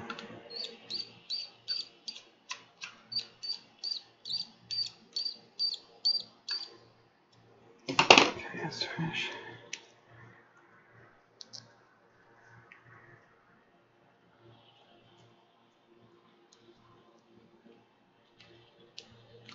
I don't drink coffee either, which everybody thinks I'm weird. Like, how do you have so many kids and you don't drink coffee? I don't know. My wife thinks it's weird too, actually. I think about it. I just don't need coffee to function. This would have been a lot easier to do before I put it in here.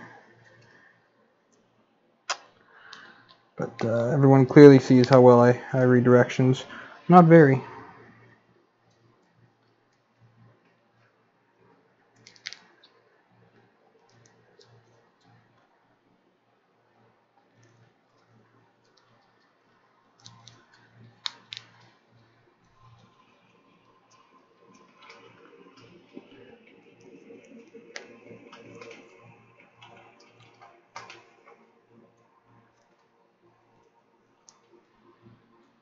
No, it's not cutting threads. It's just squeaking in the plastic.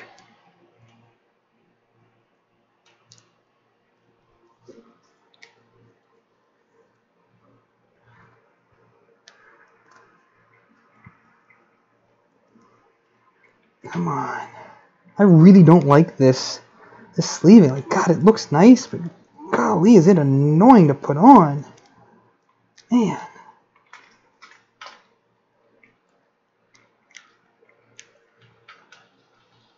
Okay.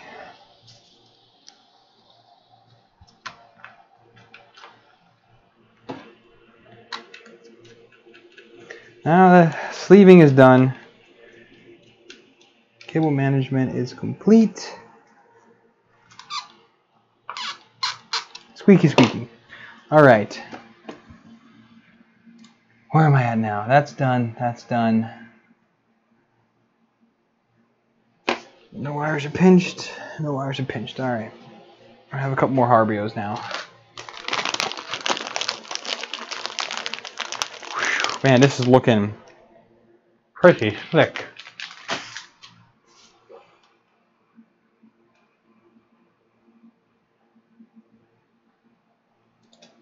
Well, all right. Let's turn this sideways now.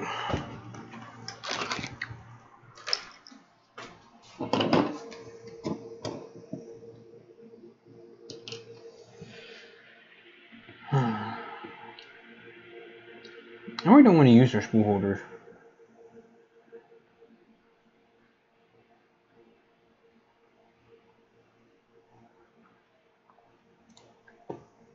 I think I'm going to. I'm not going to do the spool holders.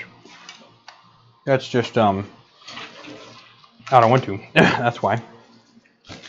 Let me clean up some of this stuff here.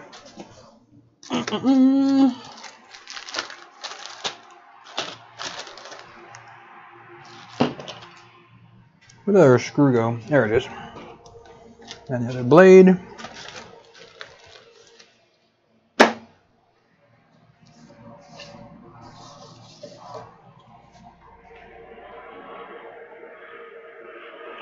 Adjustments, how are you doing that?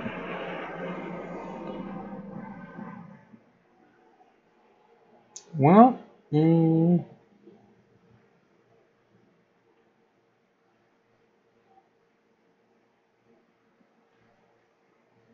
all right, let's get let's figure out how we're going to do this now. I need to put all these tools away. I think we're going to need these right now. Let's put the tools up here. Boy, I can hang you back up. Hang you up. All these little bits and pieces. Go up here.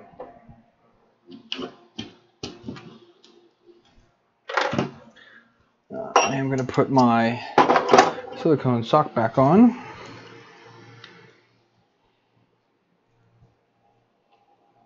Because I like that. Put that away. Okay, so we'll do this here. Oops, I'm going to dump those out. Can't do that, Shane. And then we're going to get the rep box down here. Oh. And there's the rep box. Whew, wish I had an easier place to put it, but I don't. So that's what's going to have to be. I don't know how that's going to work out, but I guess we'll find out. I do have more projects to do with this, though. I have a whole electronics kit here that I'm going to install in it so that it can be lit up. I also need to figure out filament. I have no idea what to use. We'll figure that out in a minute, though, I guess.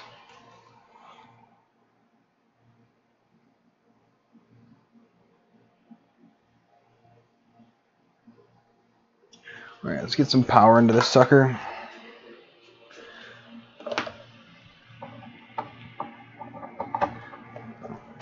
Check comments, see who's screaming at me for doing something wrong right now, probably.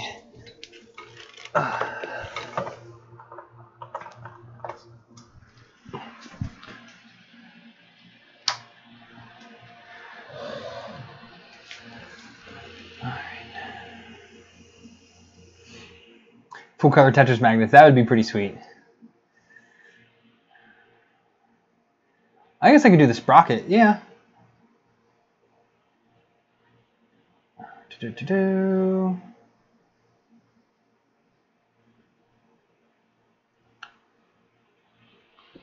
Reboot it up and it has lights. There's lights on it, yay! You don't look at me, you want to look at all of this madness here. Total madness. I have no idea what I'm going to use right yet. I'll figure that out soon. Okay.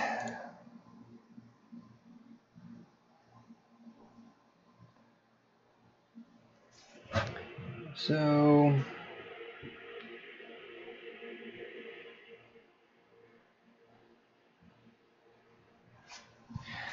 I need to read. Just give me 1 minute. I gotta actually read how to do this.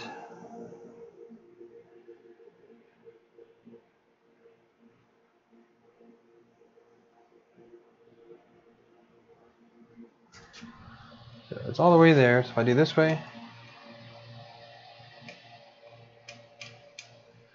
Okay, well, it's not actually doing anything. It has lights.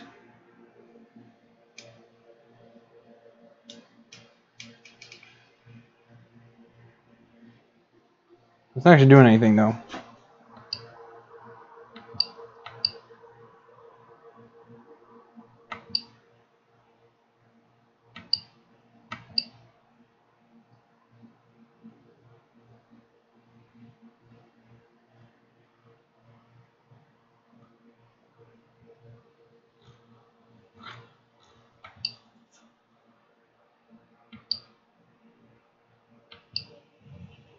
Make sure it's so auto home's okay.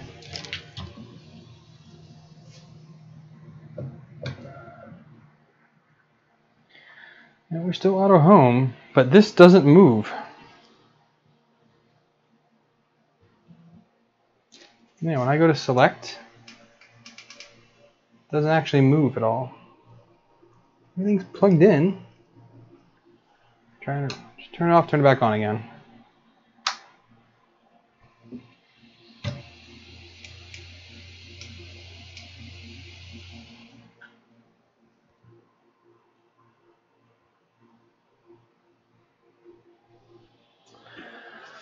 Huh, I'm not sure. Is there a troubleshooting point here?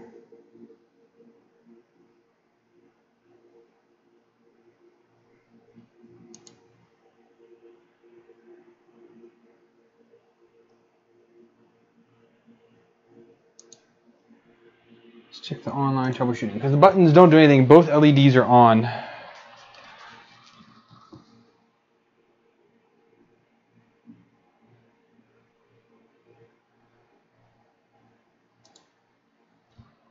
Status LEDs explained.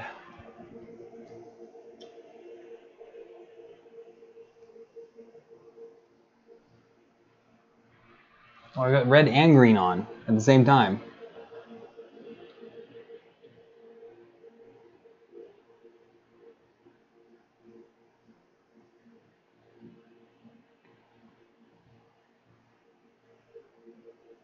Well, I guess I have to re-upload the firmware's not on that thing?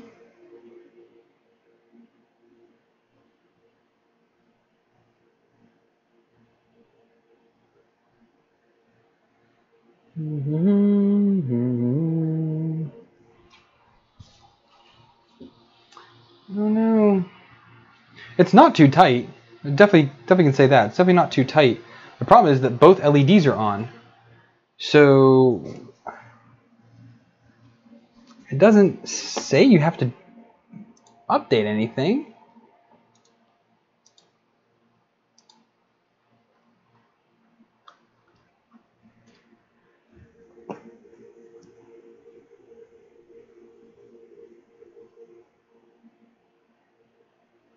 All right, we'll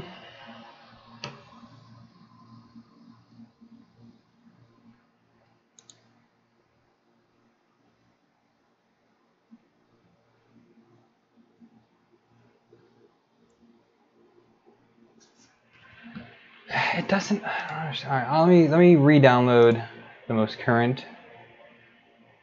I'll reflash the printer just because I already am running the latest, but oh, why not just update it again for giggles, right?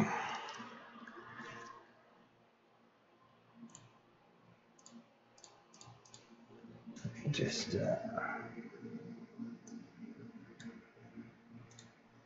put that on the desktop, Slicer Prusa edition.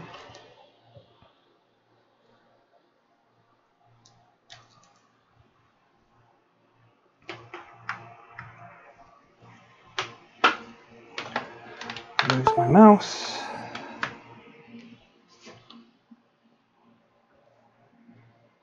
Configuration, flash printer firmware. Browse to the desktop. You stop.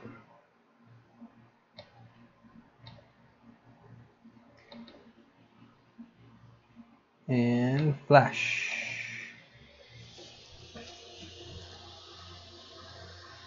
Uploading again now. So we'll put the most current back on there again.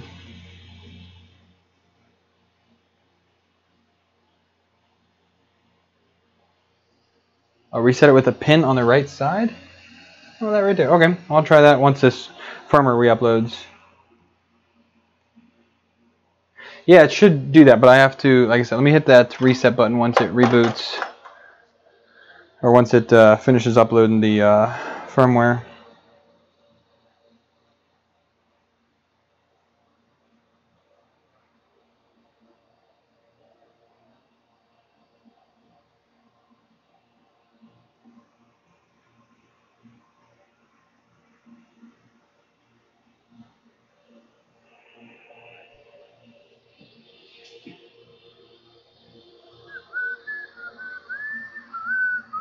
%, almost there. I really do need to think about what filament I want to use and what I'm going to print. I don't know.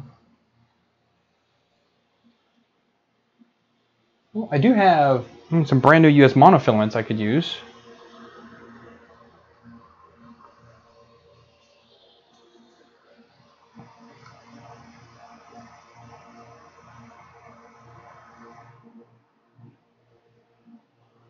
Alright, so rebooting now. Hey Gunner. Hey Gunner, while I see you here, you need to message me on Patreon. Send me your address.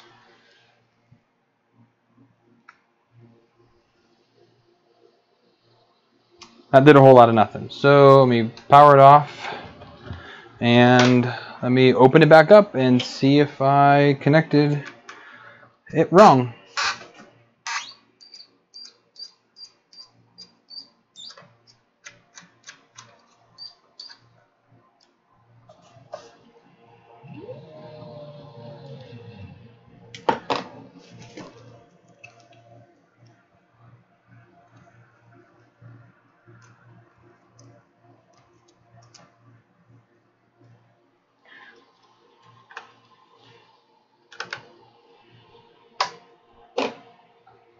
I had it plugged in wrong. I was over by 1 pin.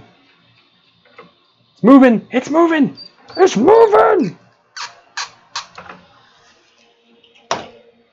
Oh my goodness, it's green.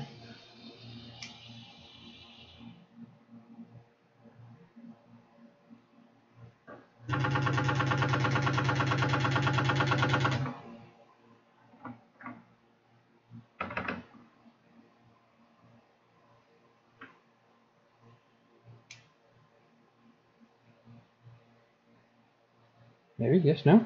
Yes, no? Oh, you gotta actually hold it in for a hot second. Alright.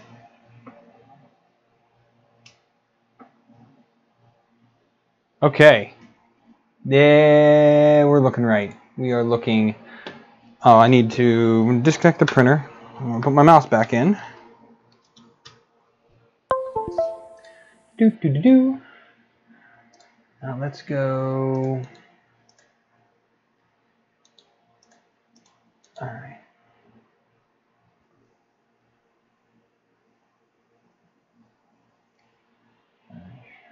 Where's that, there's the herringbone planetary gear, but there it is. That's the one I want right there. I want the multi one of that.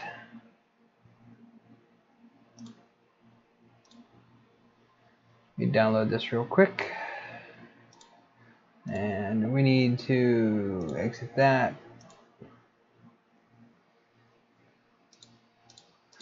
I need to go back to the thing here and check how to add it. Prusa edition, configuration, wizard, 0.4, MK3 with a 2.0. Yep, that's it. So let's do next, finish, and MMU 2.0. Outstanding, outstanding. All right. So let's find the model real quick. Where'd that go?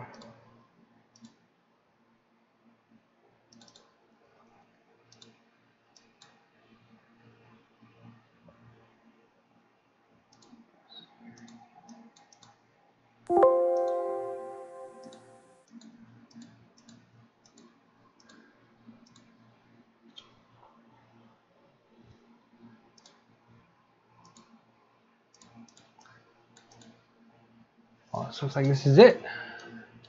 We got it loaded in there now. So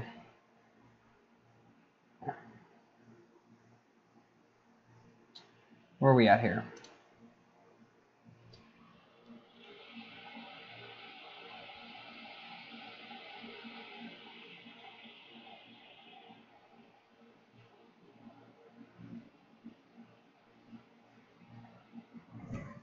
Well, we're gonna try this first.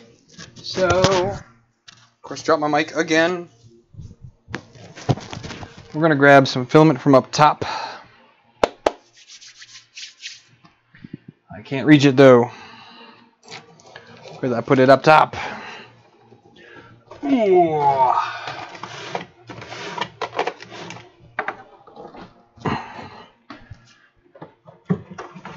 1, 2, and 3. Where are we at? Okay, so let's get some filament opened up here. This is all should be PLA, I think. This is all from US monofilaments. Whoops, sorry about that.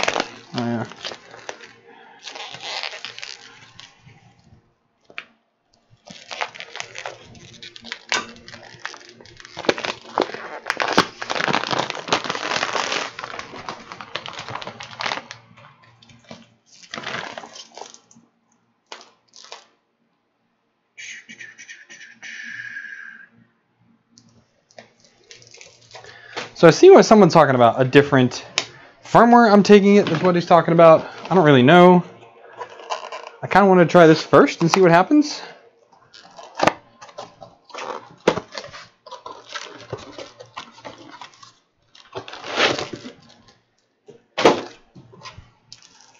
I could try a different firmware later, but as most of you know how I do things, I like to try things out of the box the way they are. And if I need to do something differently, I will. Oh man, that maroon red looks amazing. Yeah, you can do different types of ones. So when I loaded the model in, which I really need to sit down and figure out what's wrong with this laptop. It's an NVIDIA driver issue. But once you load in a multi-material, once you have multi-material selected and you load in the model, you can select the different types of materials you want to use, which is pretty fantastic. But come here. I do need to slide over here a little bit more. Alright, so there's that one there. And then you're going to go here. I'll put black of the next one.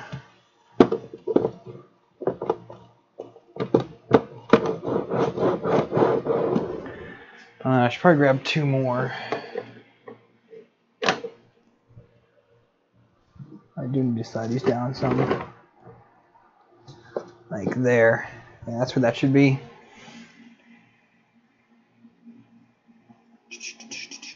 Hey Tom, welcome.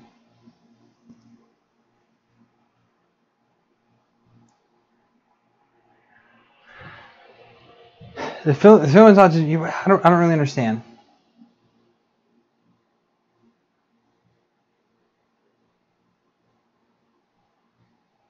Yeah, it'll change the temps depending on what filament you say was loaded into each one of these doohickeys. So if I do one, let me see here.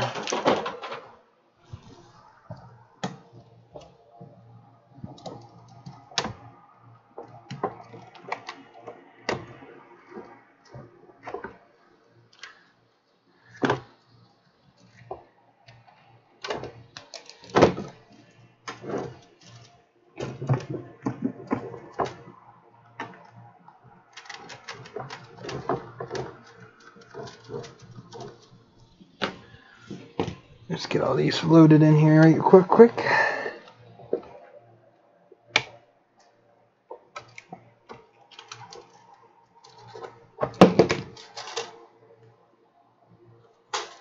Oh shit.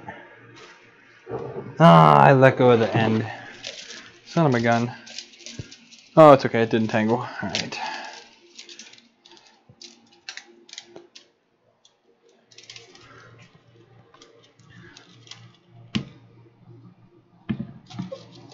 Almost committed the cardinal rule of handling filament as I dropped the end. Idiot.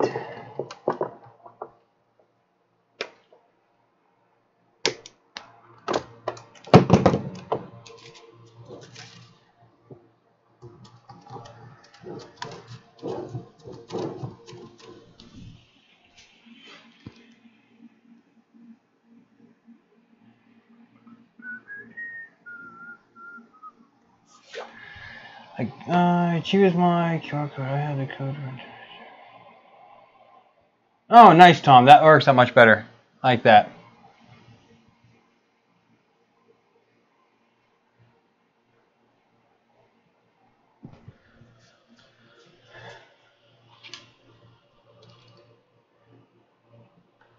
This is going to be pretty skimpy how I do this.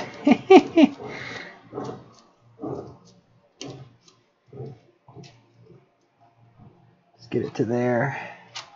There's one. Where's two at? There's two. I don't even know how to do multi-material models in Prusa Slicer Edition, so that's going to be another thing I'll figure out here shortly. And here's the third one.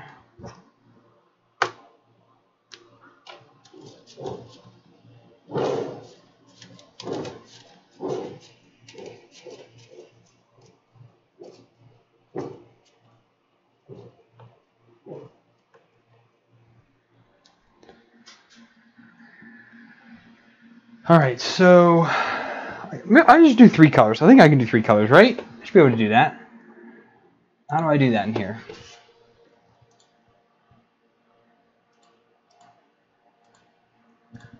So one, we're just going to do generic PLA, generic PLA, and generic PLA.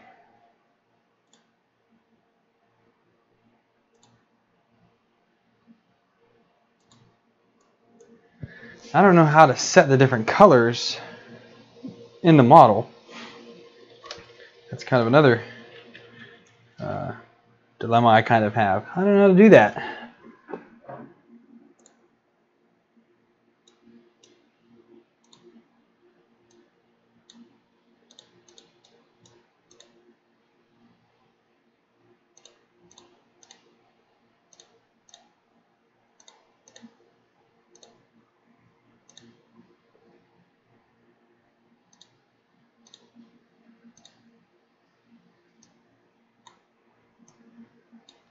I don't know how to do it at all.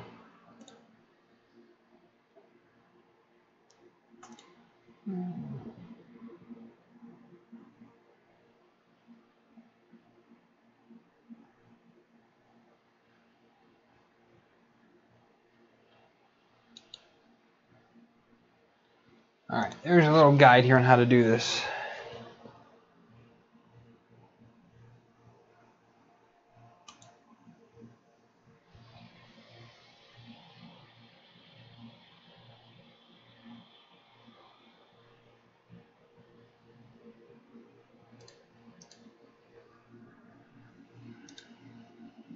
Oh, I split it. Oh, there it is. Alright, so let's make the outside black.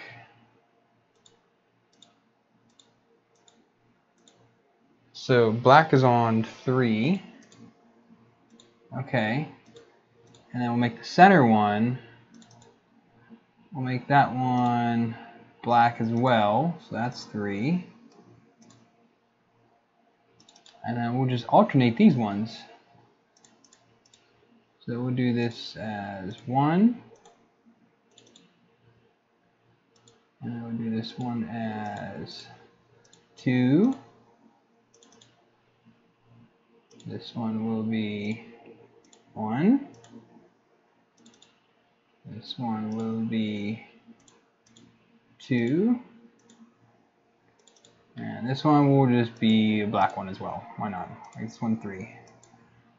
Okay. So I now have the bearings in there. Where's that? Was that one 6?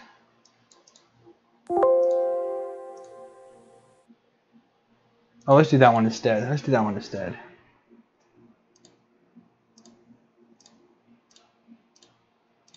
Alright, so let's arrange that. Select it. We're going to split it. And we're going to redo the colors on this real quick. Again, I apologize that I can't show this to you, but it's just because the thing is a pain in the butt.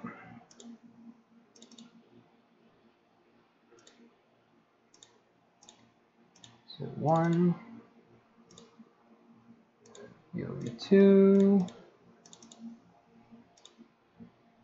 you'll be, oops, 1, and then you'll be a 2,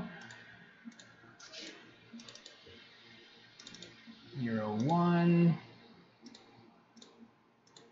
and you are a 2.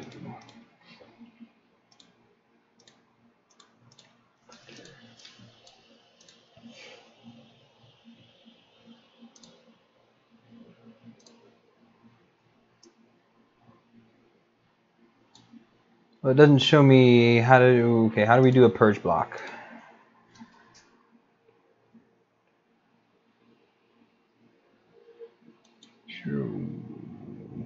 Print settings. So let's go print.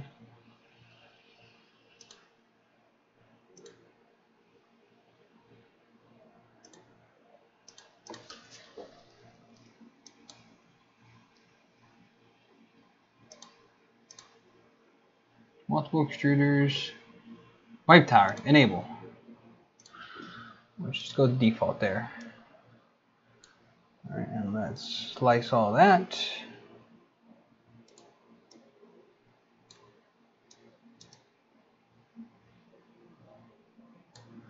Let's take a look at this here.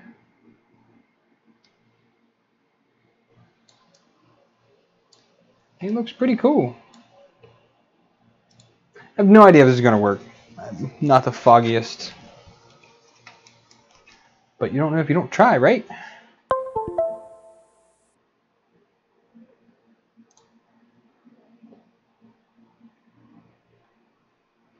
So let's see. Let's go. How do we do this here?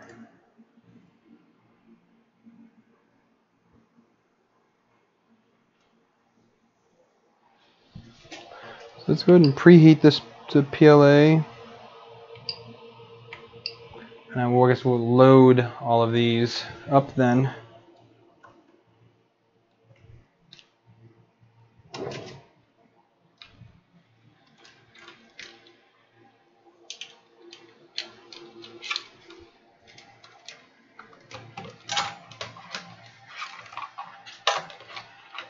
It's only a sign of weakness. Well, I guess I only have to do it because I literally have no idea what I was doing with that stuff there. So,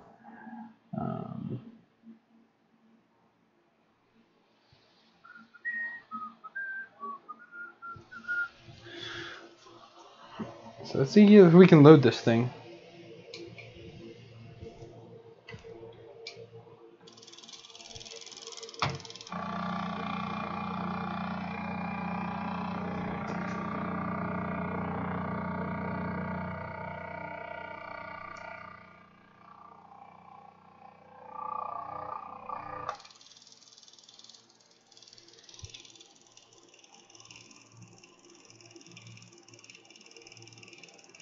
God, but it's not pulling it in. What's going on here? Let's take a look.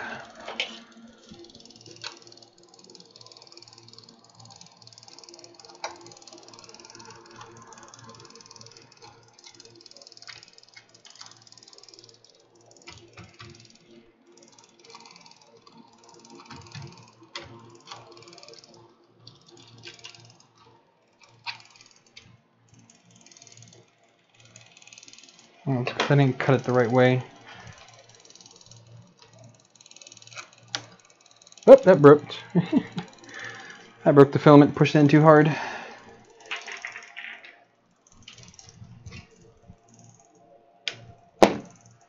Let's try that again here.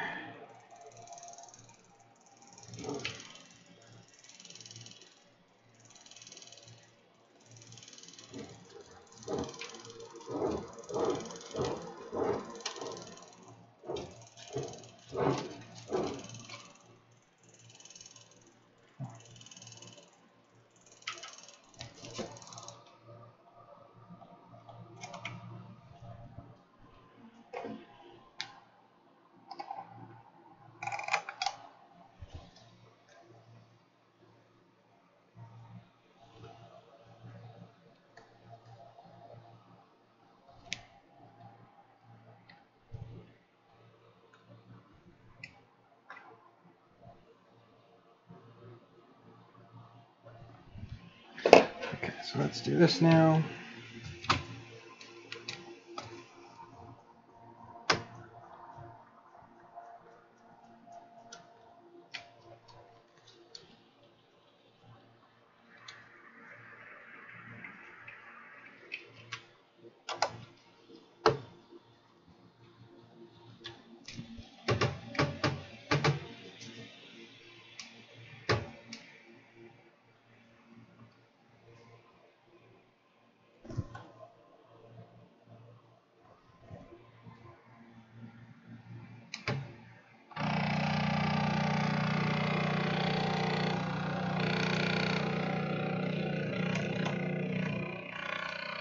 doing it again.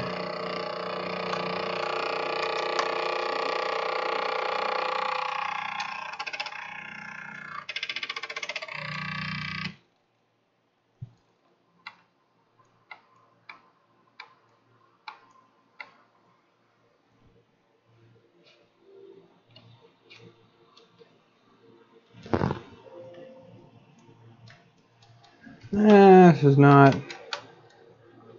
looking so hot so far.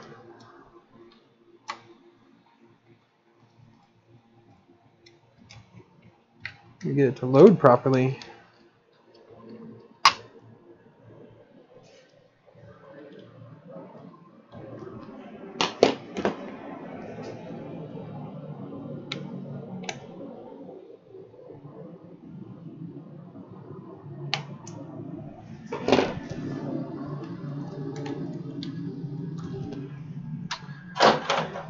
Alright, let me just piddle with this for a minute, figure out what's going on here.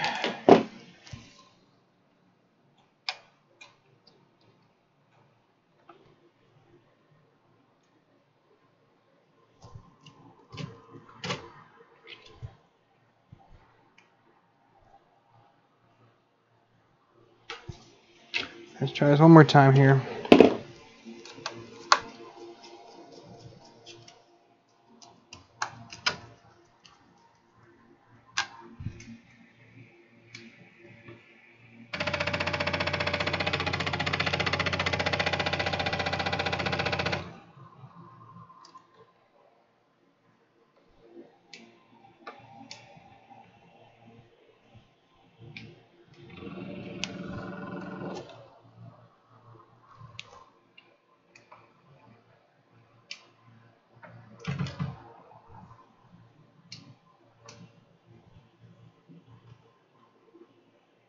I'm guessing that's good to go. I don't know.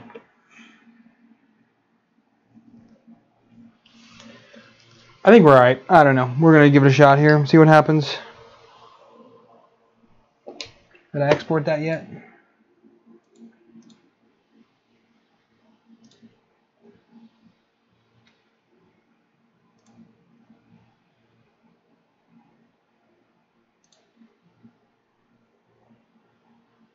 Export to G-code. I had no idea what's going to happen. No idea at all. Time will tell, I guess.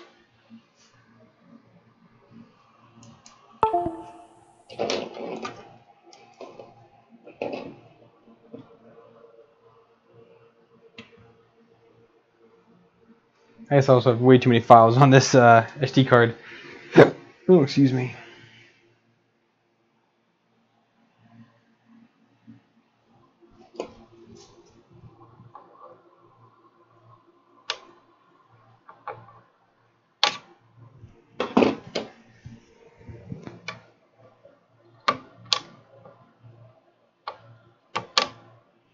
See, actually,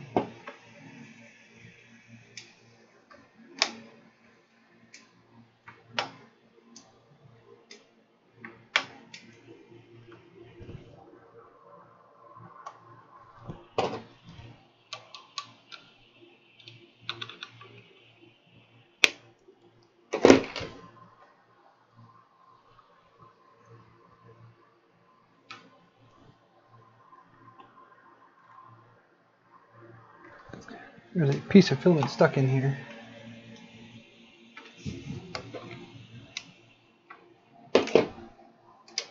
There it is. Interesting.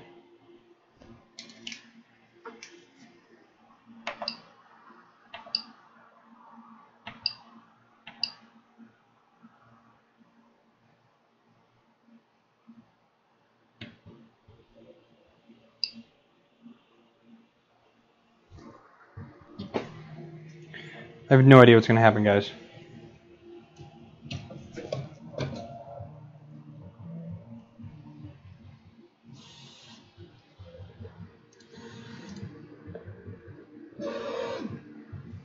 Yeah, I loosened that up quite a bit. It does. I understand what you guys were saying before. I did have it too tight at first.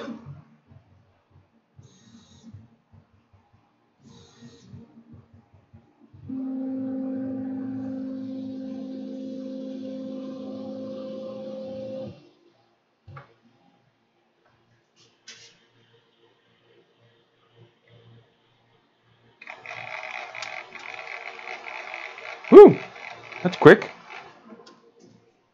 Can you guys, sorry this is on an angle. Hang on, let me see if I can fix this here.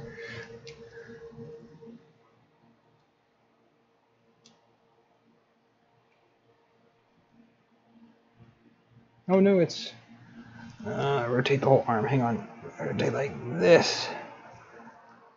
Okay.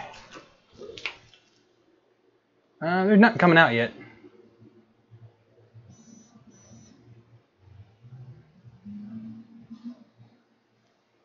Man, nothing even came out.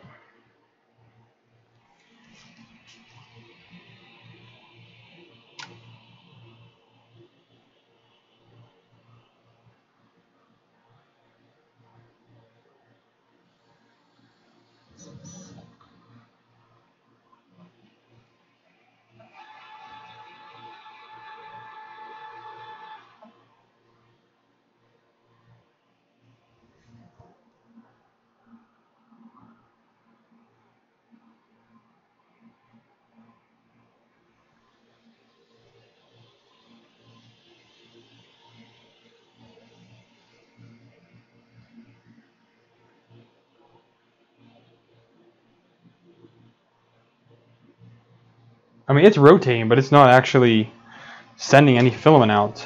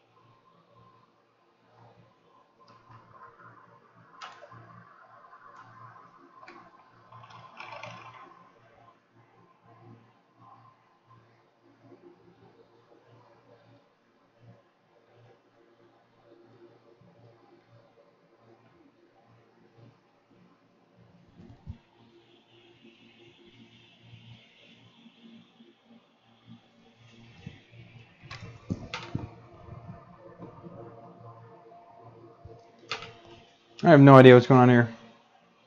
Yeah, the driver's turning. Now it's not turning anymore. Now it's just flashing. The number 3 is flashing.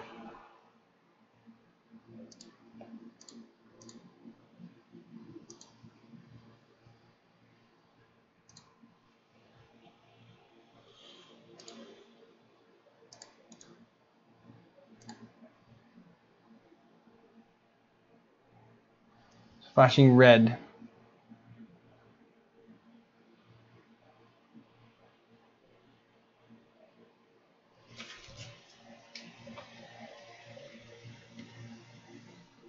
Okay, now it's pulling it out.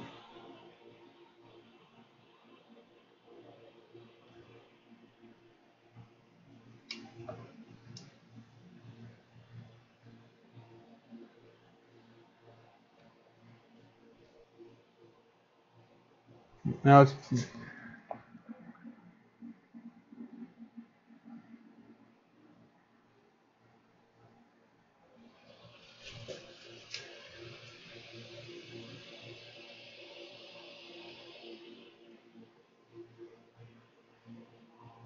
Now they're both flashing.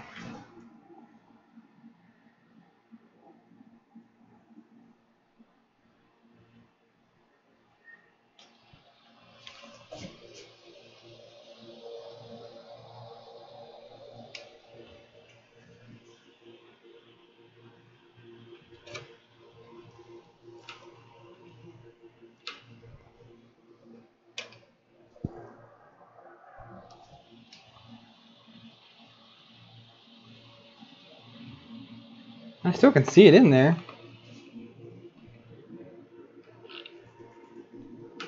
And why it hasn't pulled it the rest of the way off?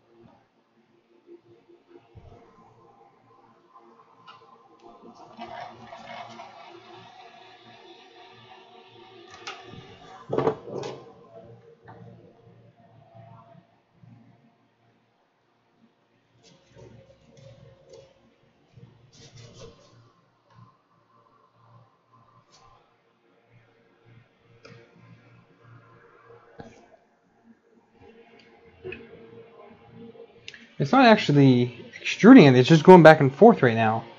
The drive gear is not actually going.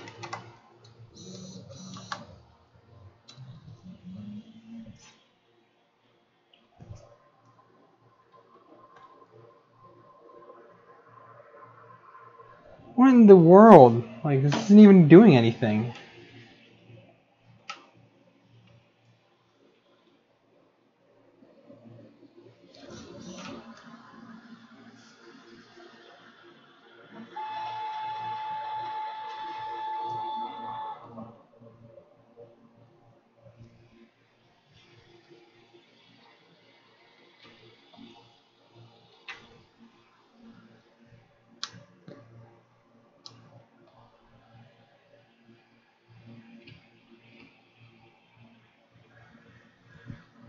I wonder if this thing is not in right.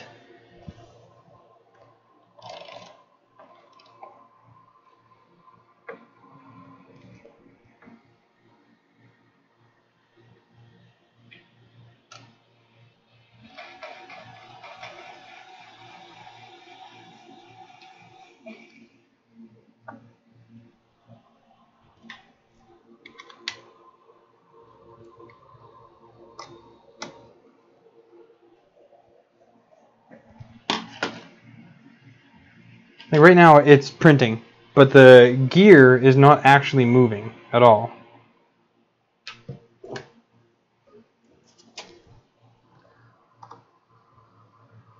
Yeah, the gear's not actually moving at all.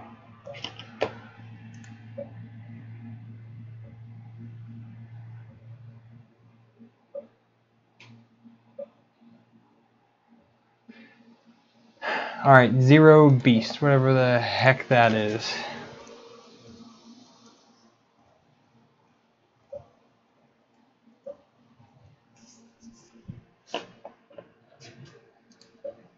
Zero Beast Control 01.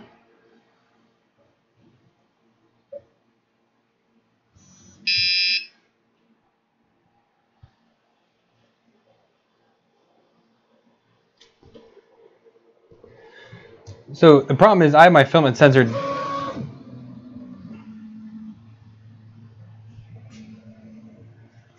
Alright, just freaking stop. You're pissing me off. The fact this isn't working is starting to make me angry.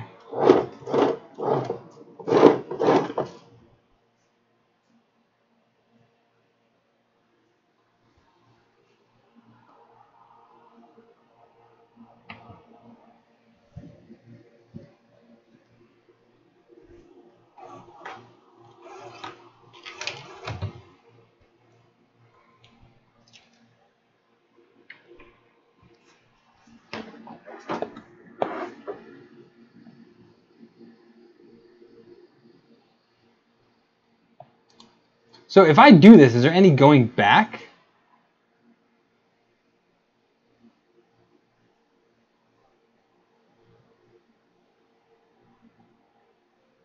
It's not a grub screw. It's literally the extruder motor is not actually spinning anymore.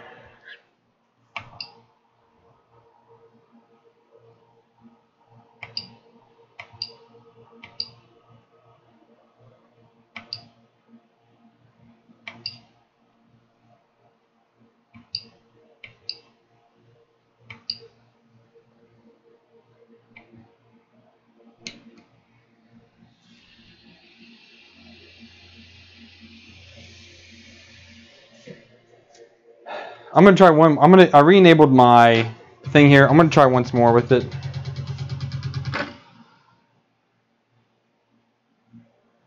Just for giggles.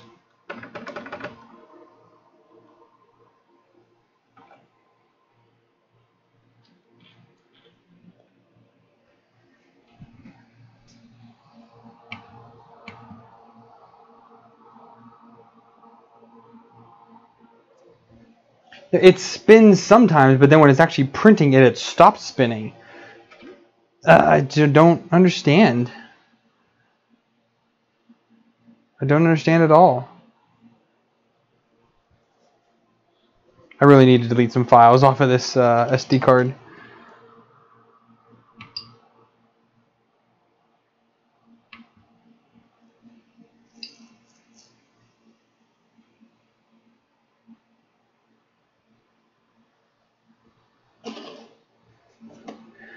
Alright, well, I'm going to download this thing in the meantime.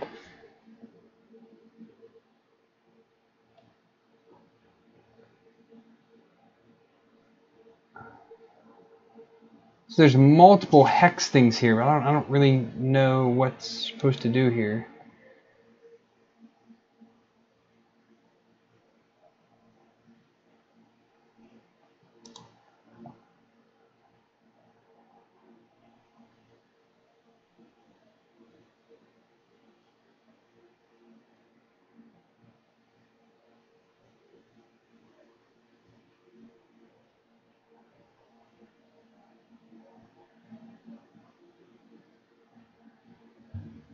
Oh, this requires a whole bunch of changes and stuff. I cannot do this on a live stream right now.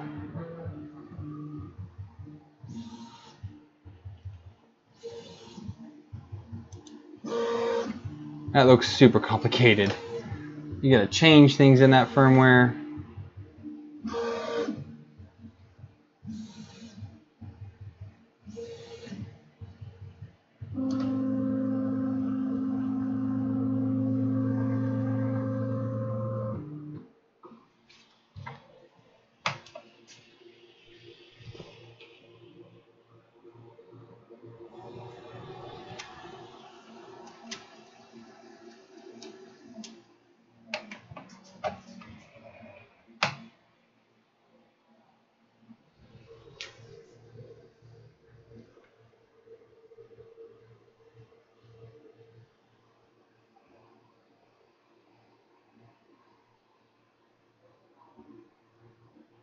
Well, we have filament coming out.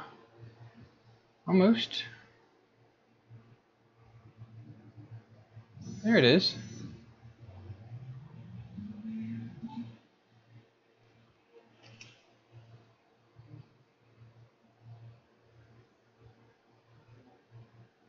Started doing it.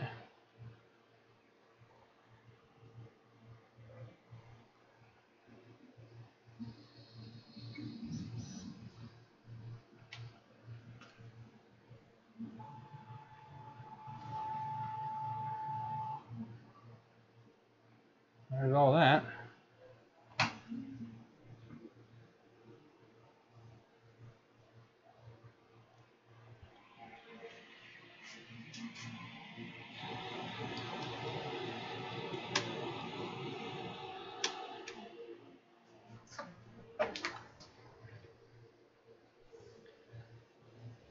What are we doing here now?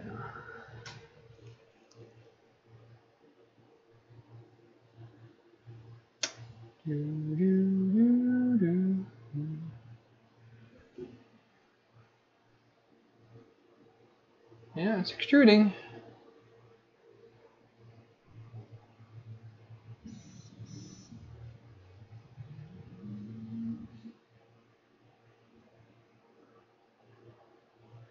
Does some weird things though. I don't know. I'm just. Yeah, it starts at 3 filaments first.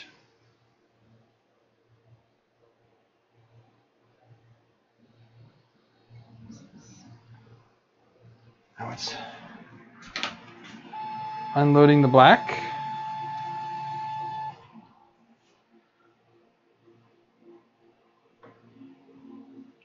And now it's going to load the blue, which is extruder 1.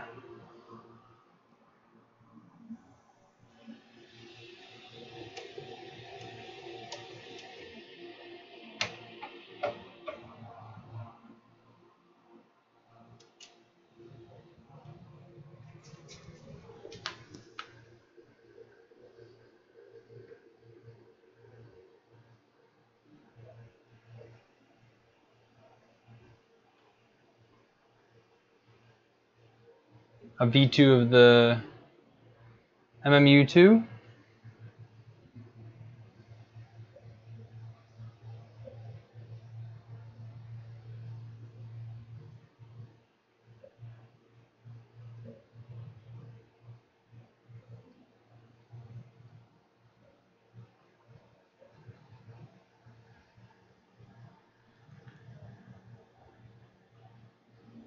I have no idea, Ron. I've had this thing for 2 hours and 42 minutes. I know nothing about it, to be honest. I'm sorry. I know you can change the block. I know there are some people who have done a lot of work with that, but I am not one of them. Okay, it screamed at me, and now it should start the purge block, I guess.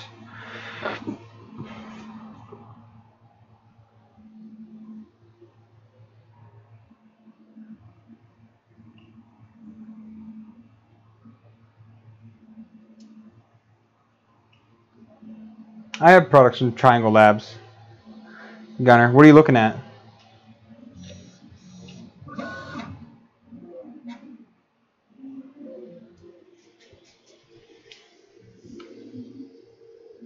All right, ladies and germs, it is the moment of truth.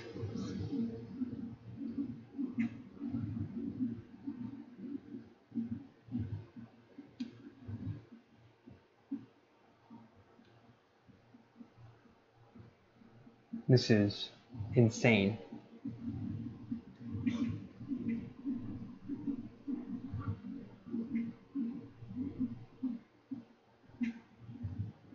I really hope this works.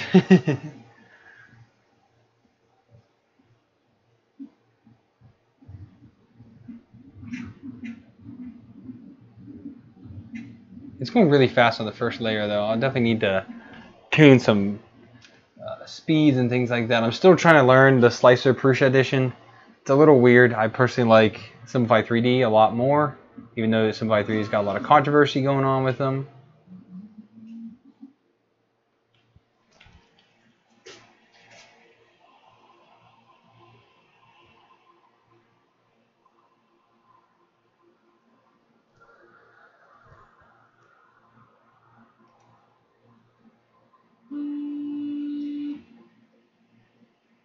Now it's unloading it. Ludicrous speed!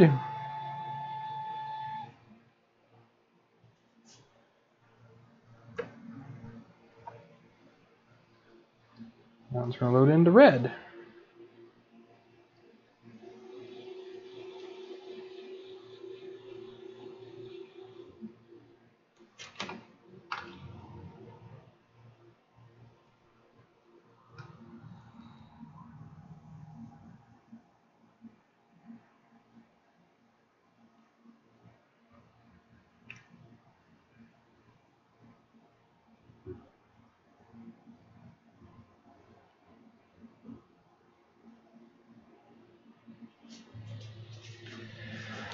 I do know my Pinda is having some issues, so I'm waiting. I need to get in touch with support again because they need to replace it.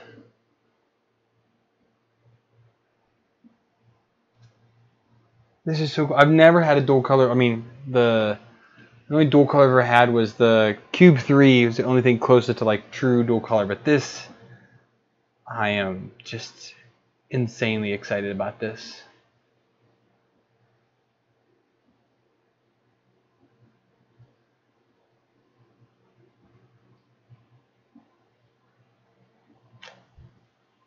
So Stefan, I will honestly, I do thank you for that, the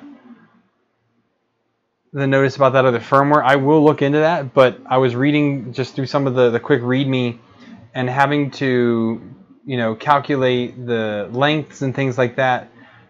I mean, that's going to be like a, you know, a good evening project. I don't know if I'll be able to do that on the stream.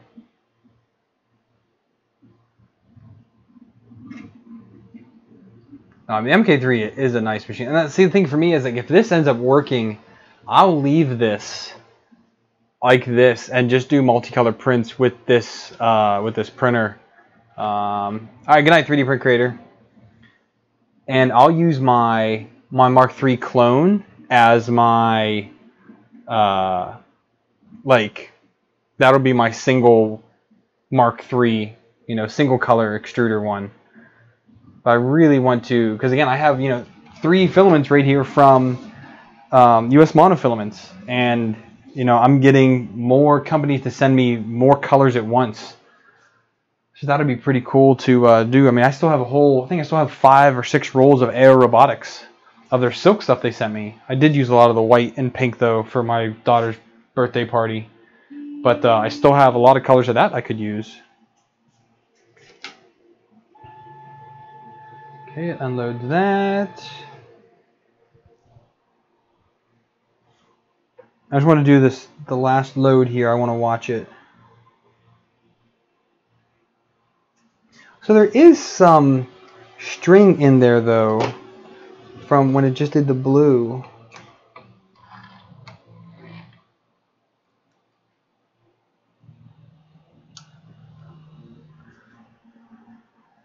That kind of worries me a little bit. Like maybe that would cause a problem. Maybe not. I don't know.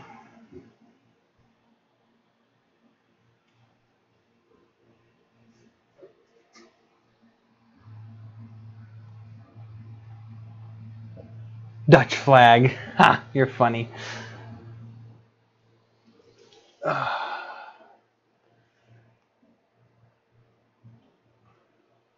Yeah, I know. Yeah, but again, I'm not comfortable with Slicer Prusa Edition.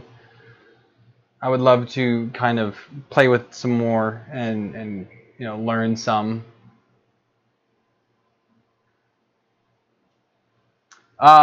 Yes, Ron. This is still a direct drive. So what it does is it loads. So it loads the filament up here, and it gets down, and then this basically disengages. So this becomes idler. And then the extruder down here does all the actual pulling of the filament through. So if I had a little spinner thing on here, which I really need to print, I have the magnets, but I just need to print something to put on the front of this so you can actually see it spinning right now.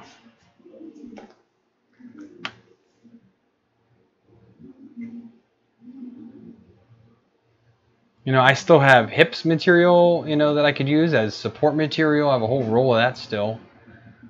So this is the first layer. Almost, it's got the center gear to do now. So I'm just doing 3 colors for this. Black is the outer ring and the center gear. And then the other gears, there's 6 of them. I'm having it alternate between red and blue. I just did that because I have this one single manufacturer filament here. So this is all US monofilaments. PLA is what they sent me. And I definitely need to find, you know, another way to kind of organize these and set up, and I'm not quite sure how this will affect my workflow with things and how I'm going to make it work. It'll be interesting to figure out, though, I'll tell you that much. It definitely will be. Alright, so just doing the center gear now. Do-do-do-do-do.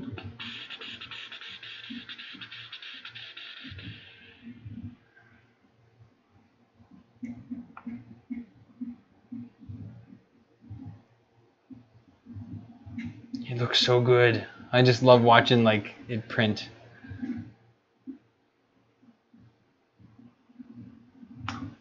But this one thing alone is going to take 5.5 hours to do. Alright, so now we're on layer 2 now, and it has kicked it up to the 10th gear.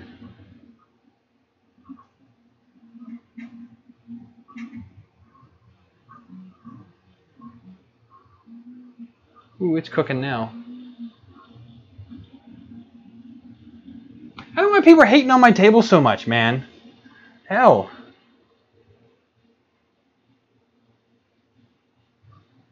The table barely moves, and yet people have reason to hate every single day.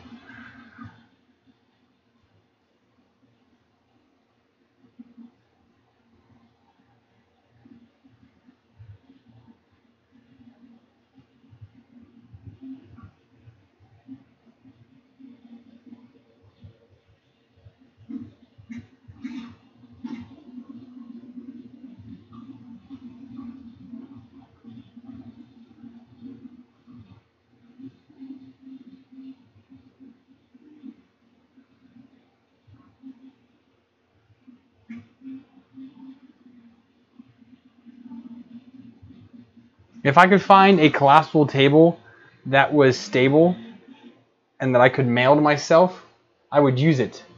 But I don't have one.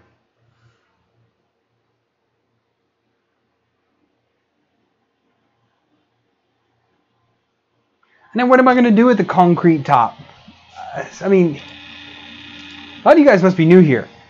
I can almost reach both racks that my printers sit on. And there are only 2 feet to each wall there. The camera is 2 feet off of that far wall, and I have this here. And the camera is maybe 6 or 7 feet from my forehead to the camera. This is not a big room, and this is the only room that I get in my house to do this stuff. So it is a very, very tight space for, I would say, any YouTuber of what I do to do this in the volume that I do. I have the smallest space of anyone out there, and it sucks. You guys have no idea.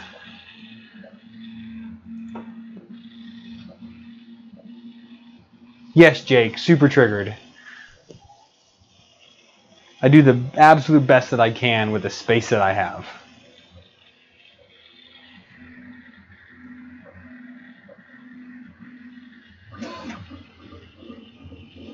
It has to retract this. Let's do this here a little bit. So it has to retract all of this and then go into the body a little bit. There's still usually a little bit left over in there, so when it cuts it, it ends up extruding it, and that's what goes into the purge block.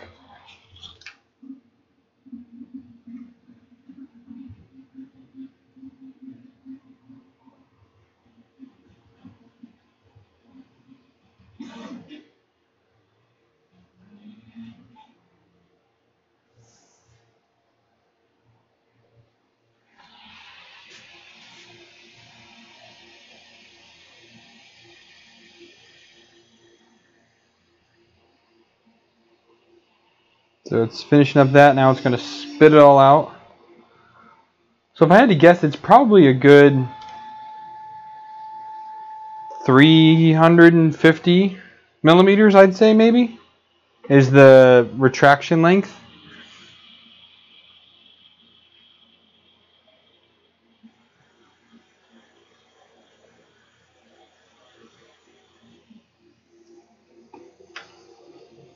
All right, we've done another successful change. I'm going to mute real quick. I'm going to go check on the wife and the baby, see how things are going for them, and I'll come back in a few minutes. You guys can watch this thing kind of print a little bit more.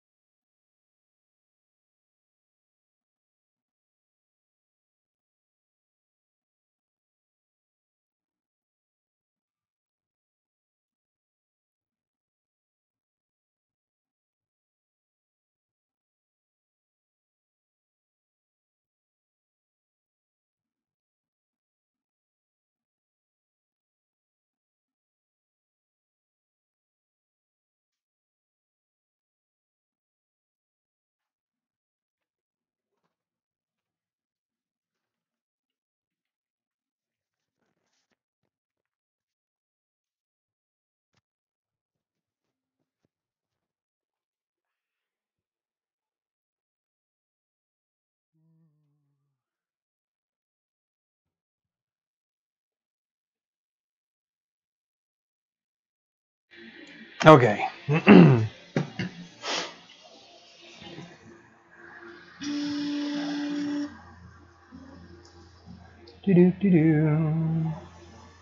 Yeah, so this is PLA. This enclosure just holds multiple rolls of filament. It's called the Rep Box by Repcord. It's amazing. I bought it for this printer. I like it.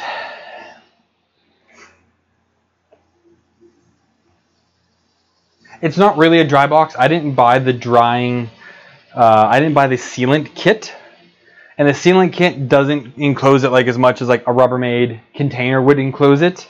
It just helps a little bit. I wanted it more for holding multiple spools for this printer. Because aside from Prusa's deal, which is, you know, this thing, these plastic trays, which I have literally nowhere to put any of that stuff. So those are just going to sit there. I'll use the bearings and parts for other things.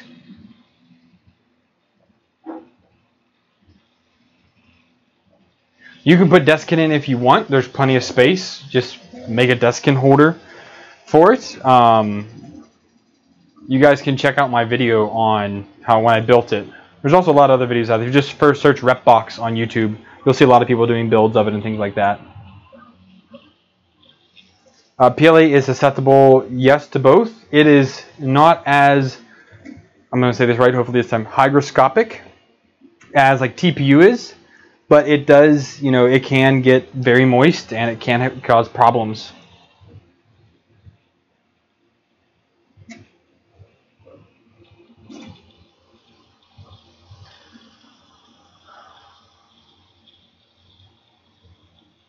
I mean, I'm in the tropics and I keep most of my filament out. I try to store a lot of it away, but I only ever have to dry my flexible filaments, or if I keep a PLA out for a long time, before I put it away in a box, I'll dry it for a day, and then I'll put it inside one of the Rubbermaid containers that I have.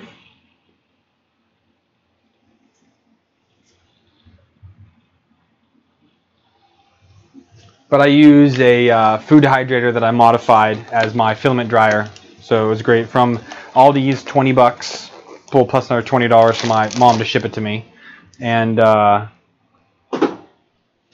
it works out great.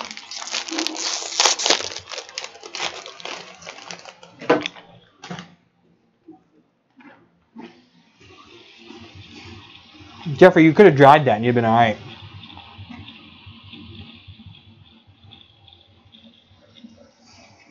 I wouldn't put the roll in the oven. I recently did that. If you guys watched my Ziltech TPU review, I did that. The spool started to melt.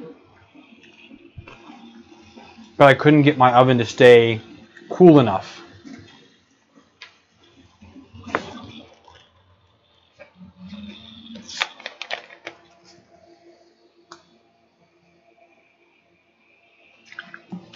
I gotta say, this looks so stinking clean. We're on infill now. I mean, it looks amazing.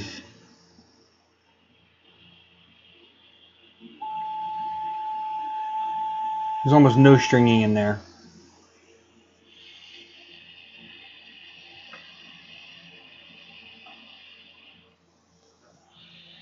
Yeah, Jeffrey, definitely go buy yourself a food hydrator. If you're in the States, go to Aldi's. It works out great.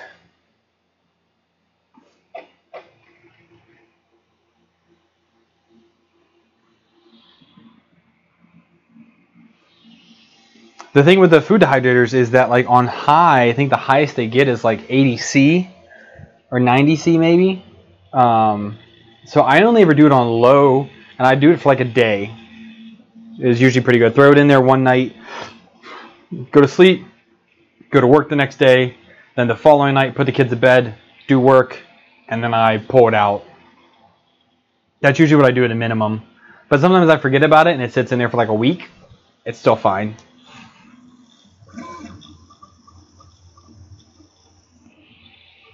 Oh geez, yeah, that's a lot of moisture.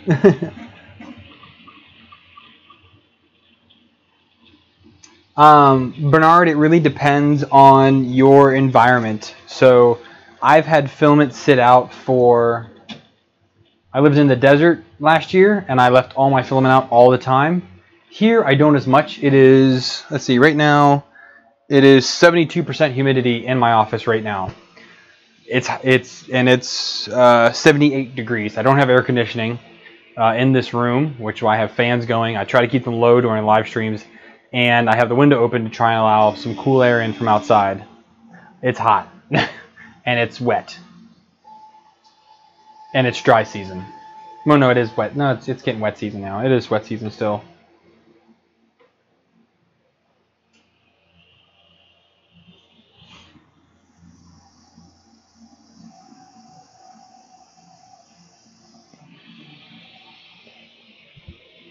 Yeah, I mean, I am pouring sweat here. There's no there's no AC for me.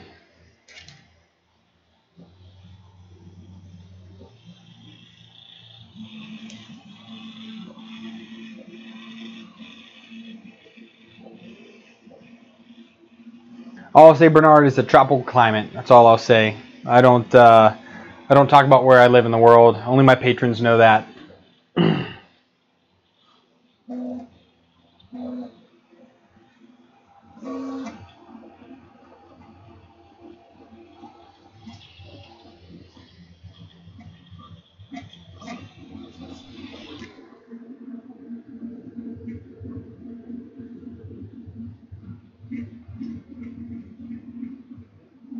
It looks so good.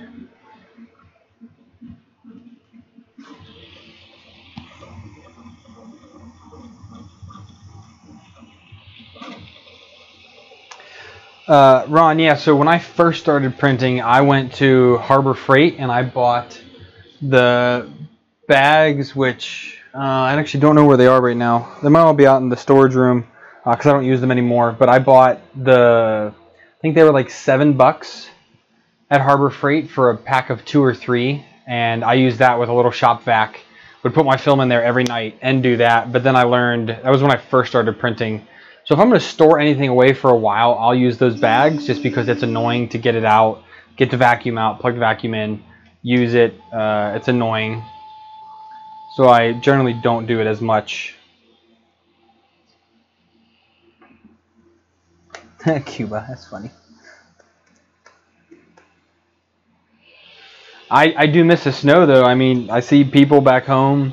I'm from Pittsburgh, so I see people posting pictures of snow and it's nice and cold there, and I just think how much I'm sweating here. Like, it would be so nice to be cold with all these printers going. Like my last post, we had all 4 seasons. So in the winter, I mean, it was always hot in my workspace. You guys watch my old videos from last year, you know, I was always hot, and I always had the AC going, even in the middle of winter, because I started there with 3 printers, and I left there with like 10 or 12, and I'm over like 15 now printers, you know. So when I get all these suckers going, this room is incredibly hot. So I never have to worry about any drafts or anything. So when I print ABS, things like that, it's never a problem. I'm obviously not in the room. I just close the door, but it's plenty warm in here to keep things like ABS and polycarbonates and nylon stuff. All that's good. Go Browns. I don't know why people root for losing teams.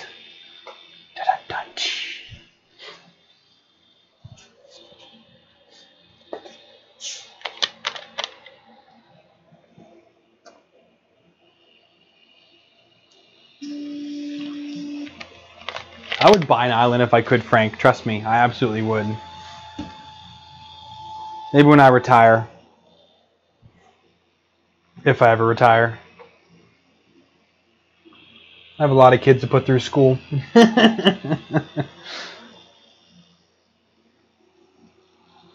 So I'm going to spend another maybe 10 minutes, maybe a little more, doing Q&A. If anybody has any questions, I'm more than happy to answer them. And then I'm going to call it a night. I will, in the video description, there's links to my Twitter, Facebook, and Instagram. I will post a picture of this in the morning, because obviously it still has 5 hours, 13 minutes left. It's 11:40 at night. So I will definitely have to post a picture of this in the morning once it's actually done. So I'll do it in the morning or when I get home from, what's tomorrow? Tomorrow's Sunday. Yeah, tomorrow's the weekend. Yeah, I'll post pictures in the morning. I thought I had to go to work tomorrow. But I'll hang out here a little while longer. But make sure you guys watch me on social media so you can see what this ended up looking like and if it works. That's also what I'm really curious about.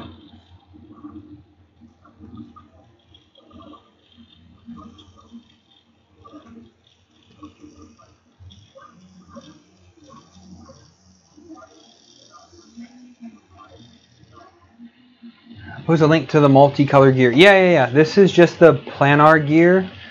Actually, you can get all the models are. I pulled them from Prusa. He gets them from Thingiverse.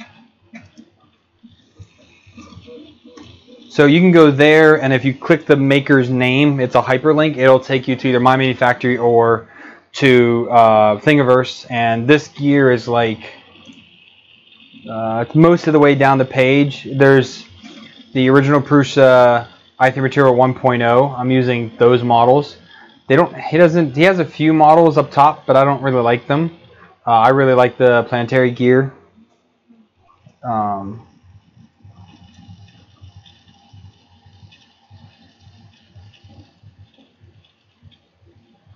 mean, it's the same gear up top too for Multi-Material 2.0, so you can check those out there. Later on.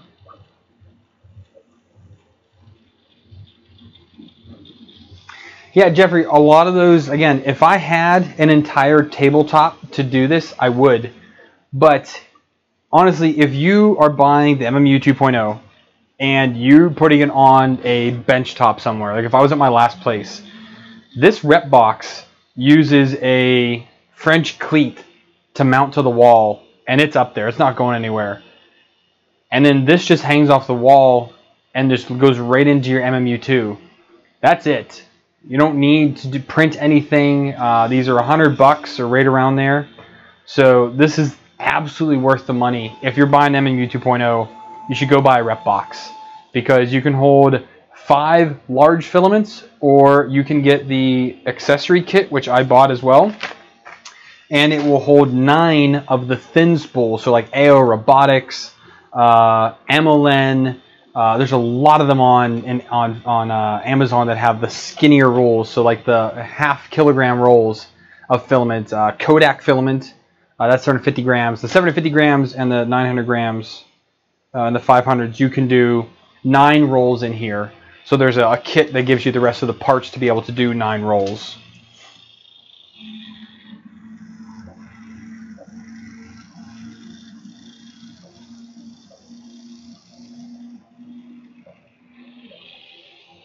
The one thing that I want to figure out is apparently there's a way to lessen your purge block by purging in the infill. Apparently. I don't know. I have a ridiculous amount of research to do on this, as I have done none up until today. So I'm going to put another zip tie on that. I mean, I haven't done anything until printing with this today. So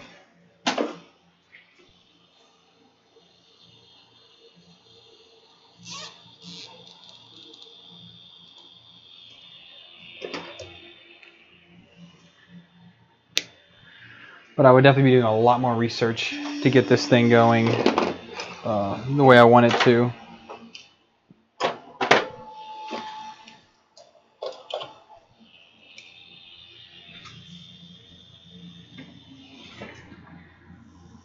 Wipe to infill.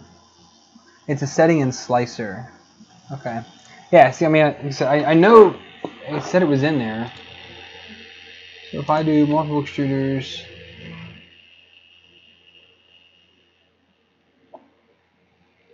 I mean, does anybody know where in Slicer it is to do that?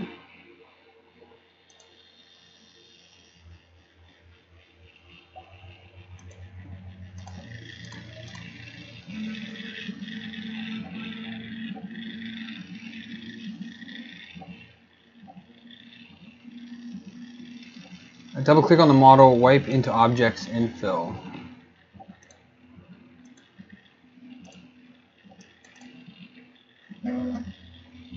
Oh, wipe into object infill.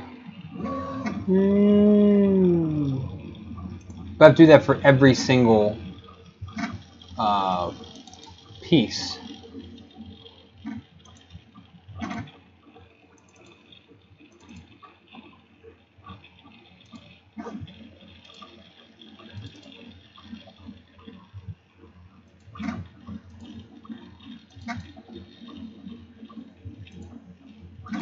Let's see, I'm going to do this. I'm going to slice it and see if it says it'll be any faster.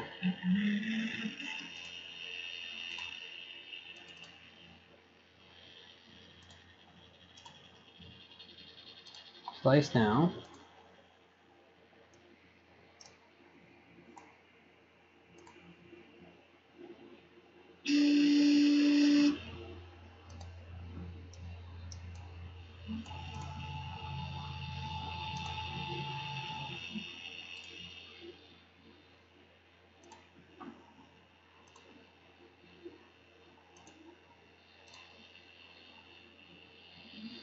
See how long it say it would take. I mean, the purge block looks just as big.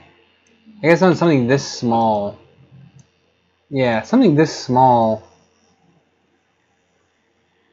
It's not going to change anything. I mean, that would only be if it was a big object. I bet you it would be better. But with something this tiny, it would barely be able to wipe anything. I would still have to do a full tower for that, I guess.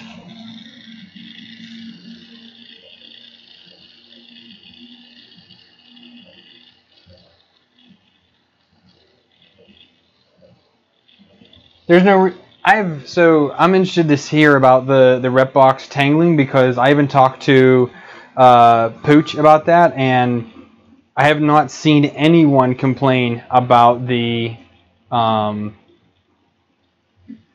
retractions getting tangled inside the rep box or outside of it.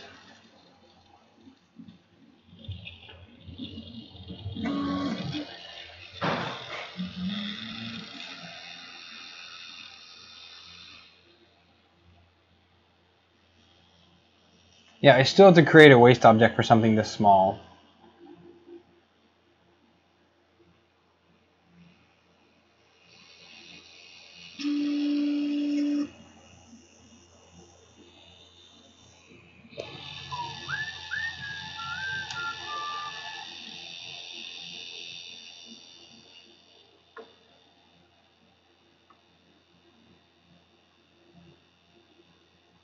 That would be cool, True Tech, if you had like a revolver style, like it would like turn and extrude and turn back and extrude and turn. Yeah, that would be pretty sick. That sounds pretty awesome.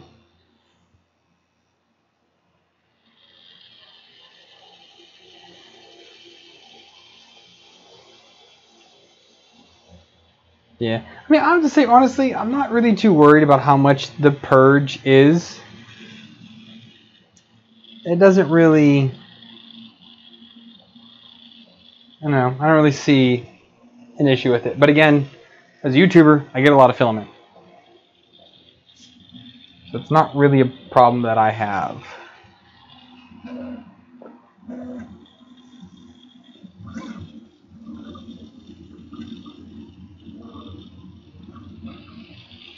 So 3D print MN Minnesota maybe.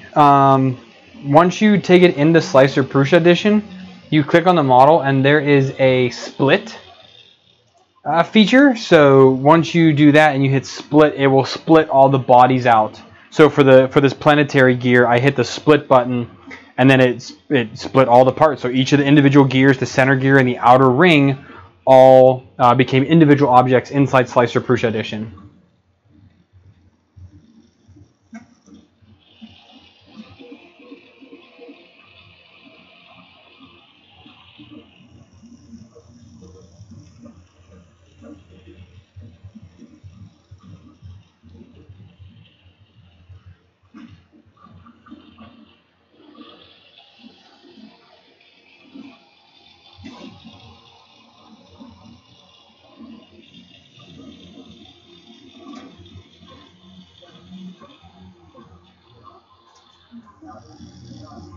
Purge block definitely looks interesting.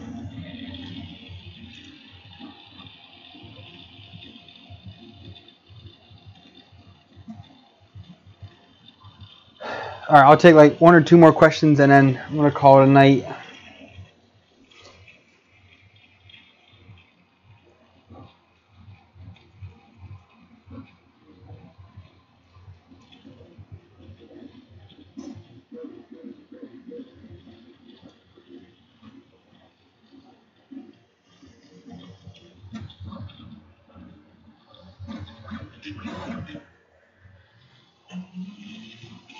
Well, Ron, there are a lot of printers out there that do that. Like the Beast does it, and I think that has 4. I think there's 4 extruders that all do the same thing at the same time. So it makes if you're printing a lot of objects for mass production, you can do it with that machine.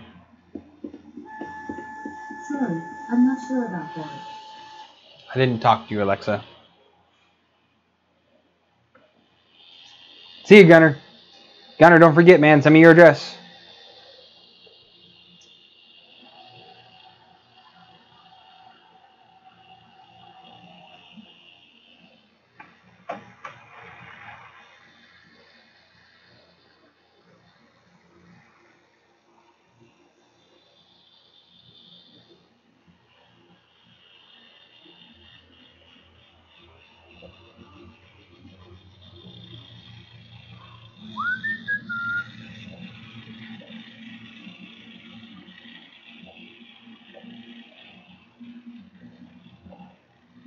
Yeah, I've not seen anybody, TrueTech, I've not seen anybody make a printer like that. Like, there are people that manufacture printers that way.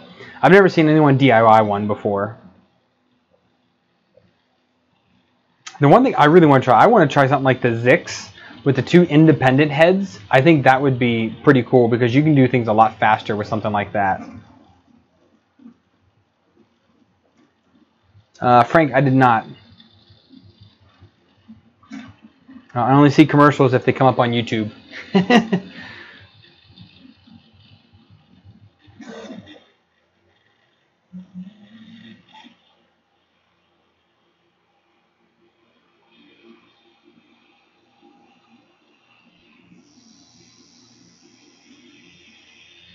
Nano machines.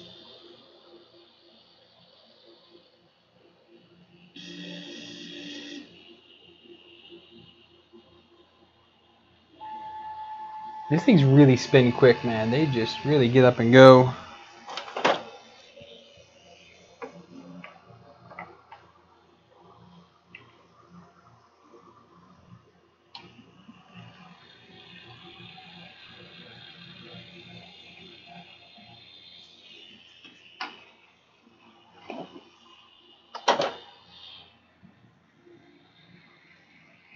I'll have to do that.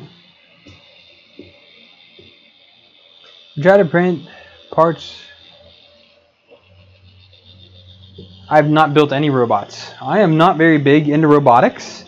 I actually have a video that will be out on Monday about a Arduino Mega 2560 kit that was sent to me to kind of play with, and I'm excited because I don't know really anything about Arduino programming, and this will be a kit that I can actually learn from. So yeah, that video should be out on Monday. I meant to post it this last week, but I've been just so busy at work, working long hours. I was at work all day today. It's been hard to do a lot of YouTube stuff with work. So that will be Monday's video. Special heat break for the MMU. No, there is no heat break anywhere for the MMU. I mean, just the standard E3D V6.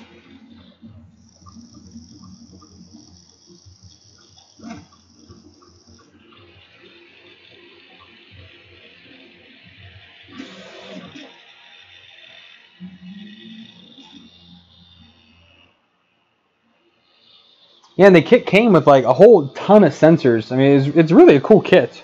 It's an Elegoo kit, and I've actually bought Elegoo parts for other things, but I just never knew how to use a matrix or how to do a lot of stuff from scratch. Like, I know how to program, like to make changes to a firmware a little bit and then put them on a printer. The Prusa machines are a little bit different. It's up my eye. But I mean, I created the firmware for my Hypercube. I created the firmware for the HE3D K280, the Anycubic Console. The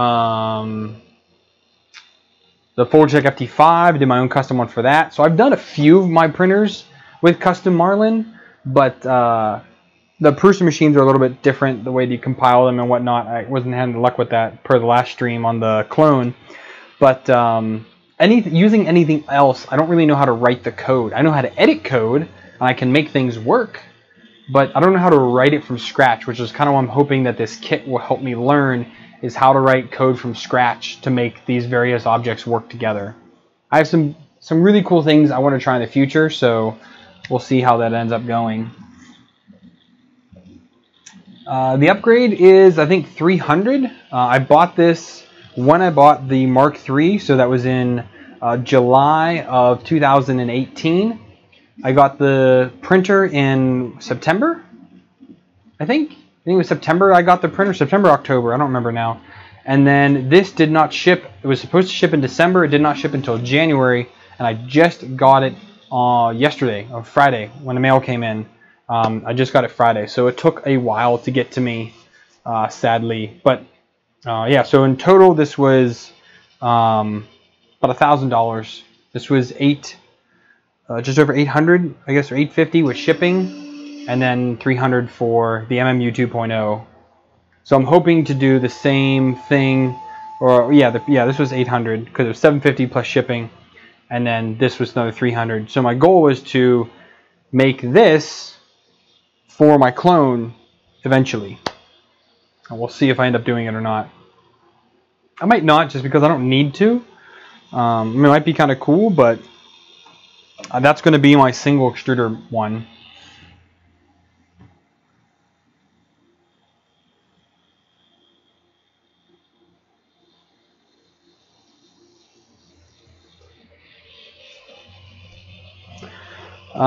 Okay, so I'll just talk here a little bit, and then I'm going to call it a night.